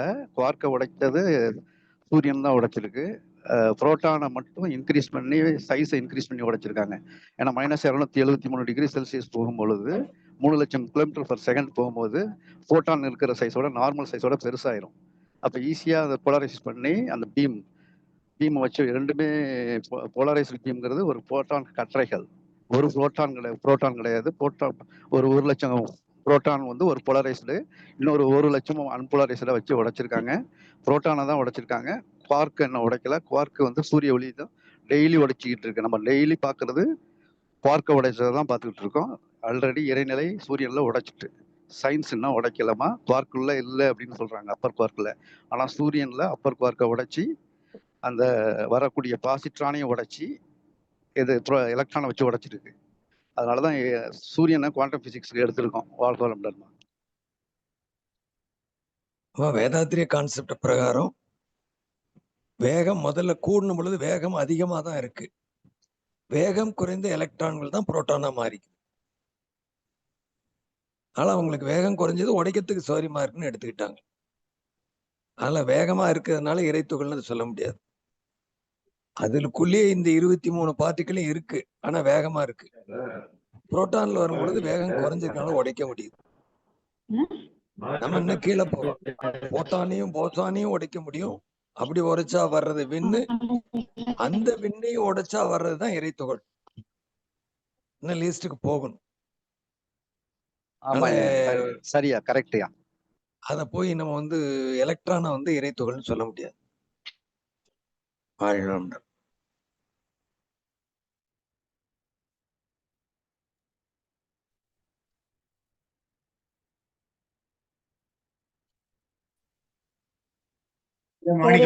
என்ன கொஞ்சம் சிறப்பா ஐயோ இது என்னங்க வேற ஏதாவது கரெக்ஷன்ஸுங்க? என்ன எப்படி ஸ்பீச்ல என்ன எப்படிங்கய்யா கொண்டு போகணும்? ஏதாவது கரெக்ஷன்ஸ் இருக்குங்களாங்கய்யா? வேற ஏதாவது எக்ஸ்ட்ரா சேர்க்கறது? ஜெயராஜய்யா நீங்க தான் முடிக்கணும். எண்ட் மீட்டிங் நீங்க தான் கொடுக்கணும். ஹோஸ்ட் நீங்க தான். இல்ல அதாங்க கேட்டுட்டேன். முடிக்கலாமா அப்படின்ட்டு. முடிச்சிருங்க. அம்மா மணி அம்மா 9. ஏதோ கேள்வி கேட்டிருக்காங்க. பாருங்க. நீங்க உங்களுடைய பிரசன்டேஷன்ல அந்த ஹிக்ஸ் போசானுடைய அந்த ஹிஸ்டரி எல்லாம் சொல்றீங்க. அதெல்லாம் எல்லாருக்கும் தெரிஞ்ச விஷயம் தாங்கம்மா. CERN பத்தி சொல்றீங்க. நம்ம வந்து ஹிஸ்டரி வந்து சொல்றதுக்காக அங்க போகல. அங்க நம்ம போறது வந்து வேதாத்திரிய விளக்கம்.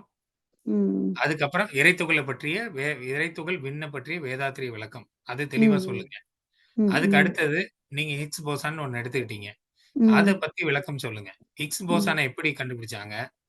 அது எப்படி? ஏன்னா அந்த படத்துக்குலாம் நீங்க விளக்கம் கொடுக்கல. அப்படி அந்த படத்துக்கு விளக்கம் இல்ல படத்துக்கு விளக்கம், அதாவது அந்த அதனுடைய ஸ்டோரி சொல்லாம படத்துக்கு கதை அதுக்கு விளக்கம் கொடுங்க. ஏன்னா நம்ம அறிவியல் விளக்கம் தான் சொல்ல போறோம். அங்க எல்லாருமே இப்போ அதாவது என்னன்னா யாராவது வந்து ஒண்ணு தெரிஞ்சுக்கணும்னா அவங்க போய் புக்ல படிச்சு தெரிஞ்சுக்கலாம் இல்லையா? அப்ப எது நம்ம எதை கம்பேர் பண்றோங்கிறது முக்கியம். அதுதான் நம்மளுடைய நோக்கம். அப்போ வேதாத்திரிய விளக்கம் தெளிவா சொல்லிடுங்க. விண்ணுனா என்ன? இறைத்துகள்னா என்ன? அதுக்கப்புறம் ஹிக்ஸ் போசான்னு எடுத்துட்டு அதை இறைத்துகள்னு சொல்றாங்க சயின்ஸ். பட் அதுக்கு அதனுடைய அதை எப்படி கண்டுபிடிச்சிருக்காங்க? இப்படிதான் கண்டுபிடிச்சிருக்காங்க. இந்த கருவி மூலம் கண்டுபிடிச்சிருக்காங்க. ஆனால் நம்ம இறைத்துகள் விண்ணு அப்படிங்கறதனுடைய பண்பை வச்சு பார்க்கும்போது அதுக்கு மேட்ச் ஆகல. ஏன் மேட்ச் ஆகலைங்கிறதுக்கு விளக்கம் சொல்லணும். ஏன் வந்து இறைத்துகளை தெரிஞ்சுக்கணும்? ஏன் விண்ண தெரிஞ்சுக்கணும் நம்ம? அப்ப அத அப்படி கொண்டு வந்து நீங்க முடிச்சீங்கன்னா அது நல்லா இருக்கும். சரிங்க. அதனால இது என்னுடைய கருத்துக்குமா. உங்களுக்கு எப்படின்னு சரிங்க நீங்க சரி உங்க குழுவுல பேசிக்கங்க. ம் ம் ம் ம் அதாவது கதைகள் சொல்லாம டைரக்ட்டா ம் டூ த ம் பாயிண்ட். ஏன்னா நமக்கு ம் குடுத்திருக்கிறது 15 மினிட்ஸ். ம் 15 ம் மினிட்ஸ் எவ்வளவு இன்ஃபர்மேஷன நல்ல ம் இன்ஃபர்மேஷன, கரெக்ட்டான இன்ஃபர்மேஷன எப்படி அவங்களுக்கு பாஸ் பண்றது? அதுதான் ம் நம்மளுடைய நோக்கம். அப்ப சரிங்க அது மாதிரி பண்ணுங்க. அந்த சரிங்க இதெல்லாம் விளக்கப்படங்கள்லாம் போட்டீங்கன்னா, அது கொஞ்சம் நீட்டா போட்டுட்டு, அந்த விளக்கப்படத்துல ம் இப்படிதான் பண்ணியிருக்காங்க. ம் இதுதான் நடந்திருக்கு. இப்படிதான் ம் அது வெளிய வந்தது. அது ம் வெளிய ம் வரும்போது எப்படி டிடெக்ட் பண்ணாங்க அத? அத எப்படி டிடெக்ட் பண்ணாங்க? ம் ஒரு ஒரு கருவியில ஏன்னா வேதாத்ரி மகரிஷி சொல்லியிருப்பாங்க. ஒரு கருவியில ஒரு விஷயத்த டிடெக்ட் பண்ண முடிஞ்சதுன்னா, அது எப்படி ம் இறைத்துகளாக இருக்க முடியும்? முடியாதுங்கய்யா அ ம் அப்படிங்கிறது இது ம் மாதிரி நீங்க உங்களுடைய ம் இன்ட்யூஷன்ல ம் நீங்க யோசனை பண்ணுங்க. இது நான் சொல்றதுன்னு ம் இல்ல. ம் ம் நீங்க யோசனை பண்ணுங்க. ம் ம் வேதாத்திரியம் குடுத்திருக்கிற கிளியர் டெஃபினிஷன் அபௌட் ம் இறைத்துகள்னா என்ன? விண்ணுன்னா என்னன்னு ரொம்ப கிளியரான டெஃபினிஷன் இருக்கு. ம் அத வச்சுக்கிட்டு ஹிக்ஸ் போசானுக்கு அறிவியல் கண்டுபிடிச்சிருக்கிற ஏன்னா ஹிக்ஸ் போசான காட் பார்ட்டிகிள்னு சொல்றீங்க. அது இல்ல ம் அப்படின்னு சொல்றீங்க ம் நீங்க. ம் அதுதான் உங்களுடைய நோக்கம். அப்ப ஆமாங்கய்யா விண்ண பத்தி இன்னும் தெரிஞ்சுக்கணும் அப்படிங்கிறத நீங்க அது குடுத்துட்டு, அது விளக்கமா குடுத்துட்டீங்கன்னா கரெக்ட்டா இருக்கும்மா. இது என்னுடைய கருத்து. நீங்க உங்க சரிங்க டீம்ல பேசி என்ன பண்ணணும்னு ம் ம் பண்ணிக்கங்க. சரிங்க உங்க டீம்ல இன்னொருத்தர் அவர் ஐயா அதாவது எப்படின்னா ம் எல்லாருக்கும் பொதுவா சொல்றேன். ம் நான் இந்த டீம் மெம்பர்ஸ்ன்னு நீங்க நாமினேட் பண்ணியிருக்கிற ஆளுங்கள போட்டிருக்கேன் நானு அந்த டேபிளு. அந்த ம் டேபிள்ல இருந்து 2 பேர மட்டும் டிசைட் பண்ணுங்க. ம் டிசைட் பண்ணிட்டு அந்த 2 பேரினுடைய முழுமையாக்கப்பட்ட பிடிஎஃப், பிபிடி ஃபைல எனக்கு அனுப்புங்க. ஏன்னா அத ம் வந்து நம்ம ஆழியாருக்கு சப்மிட் பண்ணணும். 2 டாக்குமெண்ட் ஆல்ரெடி மாணிக்கவாசக ஐயாட்ட குடுத்து அவர் சப்மிட் பண்ணியிருக்காங்க. மீதி ம் எல்லா டாக்குமெண்ட் 12 டாக்குமெண்ட்டையும் அவங்களுக்கு நம்ம போறதுக்கு முன்னால சப்மிட் பண்ணணும்.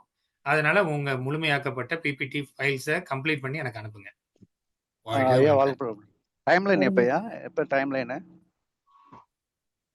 இல்ல ஆல்ரெடி நாங்க கம்ப்ளீட் பண்ணி குடுத்ததெல்லாம் அனுப்பிட்டே இருக்கோங்க ஐயா. டைம் இல்ல. ஏன்னா இப்ப தீபாவளி வந்துரும். அதனால எல்லாரும் பிஸி ஆயிருவாங்க. ஸோ நமக்கு டைம் இல்ல. ஸோ அதனால முழுமையாக்கப்பட்ட பிபிடிய அனுப்பிட்டீங்கன்னா, நம்ம அத ஆழியாருக்கு அனுப்பிடலாம். நீங்க வந்து அதுக்கு சப்போர்ட்டிங் டாக்குமெண்ட்லாம் நீங்க பிரிண்ட் அவுட் எடுத்து பிரிப்பேர் பண்ணி வச்சுக்கங்க. பட் மெயின் ஸ்லைட்ஸ் வந்து நம்ம அவங்களுக்கு அனுப்பணும். சரிங்க, வாழ்க்கை நன்றி. ஐயா வேற யாராவது கருத்து இருந்தா சொல்லுங்க. இல்லன்னா க்ளோஸ் பண்ணிக்கலாம்.